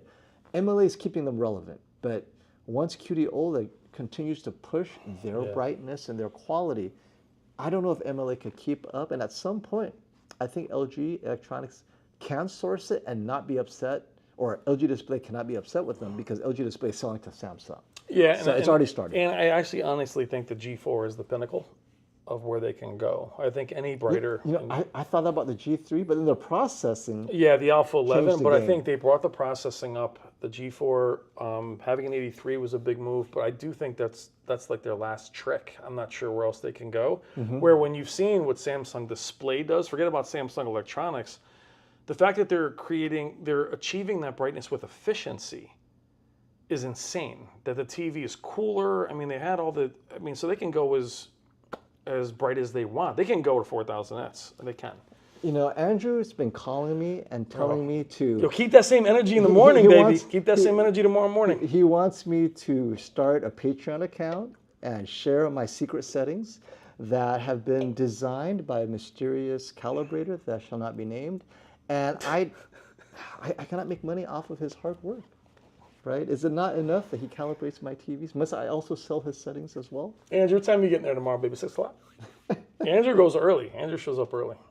You know, Vizio, they always go early. Oh, with yeah. stuff. Oh, look, but unlike me, KG's willing to sell that man setting for He's got a little cam model, too. It's the KG LED special, right? Oh, you know what just hit me? It's already 11 something. We need to go to bed and get our beauty sleep in. I don't want bags under my eyes. I'll be live streaming. It's not like we're going to bed together. I'm leaving him here. I'm going to my house. We need to get to bed. Hey, the baby. innuendos, man. There's 2 beds here, Tony. So- I like you. Our live stream starts tomorrow. I'm hammered, bro. I'm 240 pounds on my second White Claw. Relax. You know, this is like the 1930s. You forget. Oh my God, he's hammered. Jesus. So Take the fun out of it. All right, let's do it. Oh, so anyway, perhaps we should move on to our next subject, FOMO. 3:30. So Eastern time, 3 Oh, o'clock. that's an old comment, actually. Yeah, 3 o'clock approximately, whatever. 3 o'clock, 3:30. Because what we're doing this year is we're going to have our pre-show for about an hour to 90 minutes, right? Talk to some of the guests, have special guests on, talk to everyone. And then about 90 minutes into it, we'll have the results. We're going to share with you what our observations are. Because this Yeah. time I want a chance for Brian and I to sit and really get a feel for the judging. Because last year, as your host, it was hard to get a feel for the judging. So this time we're Yeah. going to get a lot of the substance of that judging so that we can internalize that. And then when we start our stream, we can start commenting and predicting. Yeah, and we were on camera the entire time whole last year, time, for both right, days. Well, you were on there from Wednesday on, but we were on there for 12 hours or whatever heck it was. Easy for us. Yep. And then Sunday, we're going to start probably like around 12 or so because it'll be a shorter day. I think. I'll have to check the time. But yeah, no, we're going to have fun. Yeah. And then hang out after the results because you may disagree. Like, I don't know what the results will be. We'll have a reaction. So I'm telling you right now, if we'll the, we'll have if the some good results, reactions. it's going to be interesting. Because I mean, Yeah. it's going to be interesting. I can't wait to see what you guys. I mean, I don't know who's going to win, but I have my prediction. Wait, you're not going to say the fix is in? Was it a Rocky prediction? The fix is in. Prediction. Pain. All right. I mean, Sony, come on, baby. See, this is it. This, I love you this is too. our good night, kiss. Good night, Thank you, Lisa. sweetheart. Thank Well, you. how behind. Hi, Def, are you coming tomorrow? There he is. There he is. Is High Def coming? What's up, bro? All right, my friends. Let's do a quick wrap up. Any last comments about this weekend? What to expect tomorrow? No, I mean it's this is the end of our it's actually not the end of our TV. We have a bunch of TVs still to review. Both. Yes, we'll probably we do. do more live streams. I think this will kick off like part of our live stream conversation. We'll do some more tech therapy videos. We'll probably do one. We'll probably do a video on after the next week. We'll probably do one talking about the shootout. I just think it's a great time to be into TVs, though. I think the technology, the processing on all of them is amazing. Yeah. I do believe TCL and Hisense will be there at some point. I do believe they're going to be ready to jump in and handle business. So I think it's great. You know. So and then special thanks to Robert Zone and definitely special thanks to all the calibrators that are there. Jason Dustle, Dwayne Davis, Cecil, doing Dave McKenzie's there, John Rifamato. I mean, there's so many people. It takes a lot of people. I mean, to Wendy's make this happen. on, the Got daughter a lot Leanne. of tech people. So it's a lot, and these guys are in meetings all year long for it. So it's going to be an amazing event. And Actually, we do the fun part. yeah, We we're just the talk, we clowns. have fun. I won't But drink the on that people, one, don't worry. people doing the hard work, sweaty room, right? It's. I'm glad we do what we do for sure. Well, I mean, it was so funny. Robert's like, "Hey, you gonna hang out with the calibrators?" Nope. It's not. It's I don't wanna get- They're so serious. You guys Yeah. don't understand. You don't wanna distract them. I think the they're perception focused. of, like you said, hooking up some equipment. It's all day. to do, and all they're doing, and they're Yes. cross-checking each other's Minor work. corrections. Yeah. Very minor. But they're cross-checking each other's work, not because they don't trust each other. They have different eyes, as we mentioned the other day. But they also are just so, it's painstaking work. It's not fun to watch, I'll tell you that right now, because it takes them, and you want to be quiet. They're very serious guys. They really are. So I want to say this. KG is predicting S95 year. KG, there's only 3 TVs. So you only left out the A95L. Well, probably, he's talking about for the OLEDs. Yeah. Well, I predict one I of the forgot OLEDs. the A95L. So I did my intro for today's video. I'm like, oh my God, the A95L is the champion. So he's like, yeah, I'm picking it's either the Bravia 9, the G4, the S95D, or the Q95D. Yeah. It's one of those guys. All right. So Are you doing a prediction? Prediction? tomorrow? Pain. We'll do a prediction right before Robert walks in with the scorecard. I got the results. So yeah, we'll do a prediction based on what we see. Because right now we can't really do a prediction because it's only based on what our reviews are. Yeah, man, I predicted And sharp it's not loss. truly calibrated in the conditions that they should be. QNED, babe, gonna win it. Because I want to see the content, right? Because on my content, it could be one TV, but on That this is a content, really good point because the completely content different is so content. challenging. It's I like that don't- Harry Potter scene where like yeah. half the TVs turn off. we Wow. gotta check out the TVs in their shootout environment with that content, and it may be completely different. So although I'm predicting, well, okay, my favorite TV of the year is still the G4 for my use case, but I can't predict until we see some of that content tomorrow. So we'll come on and we'll have our predictions on Friday. I mean, great question right here. Why don't they? Go ahead, tell Lisa what time we're going. Time tomorrow is around 3 o'clock Eastern time, so 12 o'clock Pacific time. So and the Links are question- up. Links are up. So why don't they split the awards between the two LCDs and OLEDs? You have to have a definitive winner. This is an industry, world-known thing. I mean, you'll see literally the A9G was the first time Best Buy had the stickers on their TVs. It means a lot, and it means a lot to these manufacturers. A lot of people, as you said, they're lame recognition to say. Like you said, you bought the A9G based on that. It carries a lot of weight, not just because they're calibrated, but just because, I mean, it's the best. They're the best of the best. So to have an LED winner and an OLED, you have to have a definitive champion. Then you can scale back and say, well, the Bravia 9 won. In my opinion, I think you should have a definitive winner. I think it might be a cop-out to have 2 winners. Yeah. Then it'll be too much agree. talk about, oh, the Bravia 9. Oh, now the Bravia 9 is going to win because I mean, well, you got to have the a king of definitive winner. TVs, and this is the queen of TVs. You're gonna have the pawn and the bishop. You can't do that. I mean, it's not a freaking Queen's Gambit in this, man. I want to be a pawn of TVs. That's like a backhanded So, but win. I can only imagine if we end up having 2 winners and the Bravia 9 wins that, they're gonna say, "Oh, you broke this off to have." Well, he's only a pawn. He's only a pawn, you know. So you have to have a definitive winner, as far as I'm concerned. And then you can say, "Oh yeah, but the Bravia 9 won, Yeah. or the Q95D won, or the QNED won." But I think it's fair to have an out-of-the-box winner, but it's not called a king per se. Yeah, you can do because that's so categories, yeah. subjective. Yeah, right? but it's- I but think it's- out-of-the-box is a good one. Yeah, but you can't. We can put on a sticker. It came in 3rd place. A silver medalist. We can do that, you know. The Prince of TVs. He's the king, but I'm the prince, baby. The A9G, It's like, formerly known as Prince. So is it Elvis is the king of rock, but then Michael Jackson's the king of pop? I mean, right? At some point, and you have Prince, which throws everything into KG it. loves that QNET, huh? Oh. The KG, gesture. he loves that. I think you had a bad unit. 180, was it, what do you say? 180 dimming zones of sadness. All right, guys. Hey, think on who you think is going to win. We will come in tomorrow, 3 o'clock Eastern time, 12 o'clock Pacific time, and we're going to have a lot of fun. Wait, 3 o'clock? What? Eastern time. 3 o'clock? Oh, we're streaming at 3 o'clock? You didn't get the We're memo. getting there at like 6 o'clock in the morning. We're going to do it like 3 o'clock. Because it's going to be judging most of the Oh, we're going to edit it and post. No, we're going to judge, and then we're going to come on. We're not judging. Remember, not judge. Oh, we're watch going out, be careful. We're going to view it without judging. We're not judges, but we're going to have to base our predictions on what we see.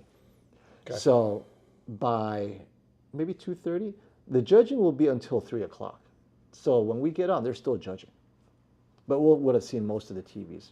Maybe 2:30. Sounds judgmental. So Judging. maybe we'll start early, see what happens. Like, wow, you guys are hot already. Who's gonna win? Oh, sorry guys. Hot mic. I'm talking to my neighbor. What's up, baby? I like the queen mother of TVs. Ian, so tell me, you're gonna tell Dad to tell Pop to return his TV?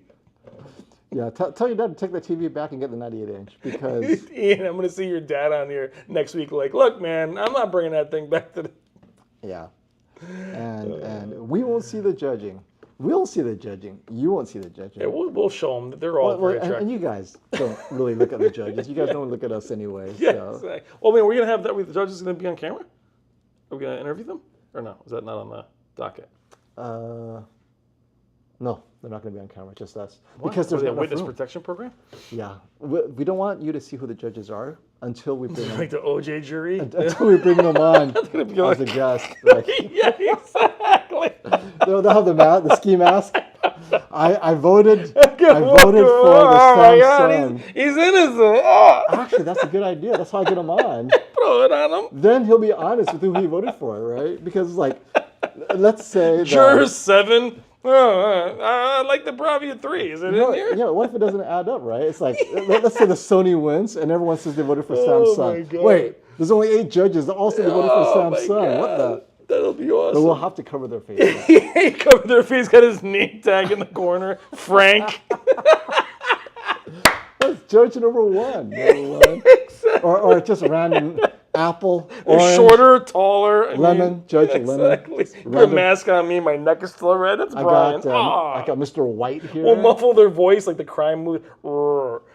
Oh my God, it was fun. Thank God we got on here. I love it. And the Squid Game of TV. That's what it is, man. Exactly. Okay, guys, with that, Check out my video if you missed it today. I put a video up at like 6 o'clock. Go Yes. back, circle, check it out. All It's the not as predictions fun are as there. this one, but all our predictions are actually in that one. until tomorrow, stop the FOMO. Bye, guys.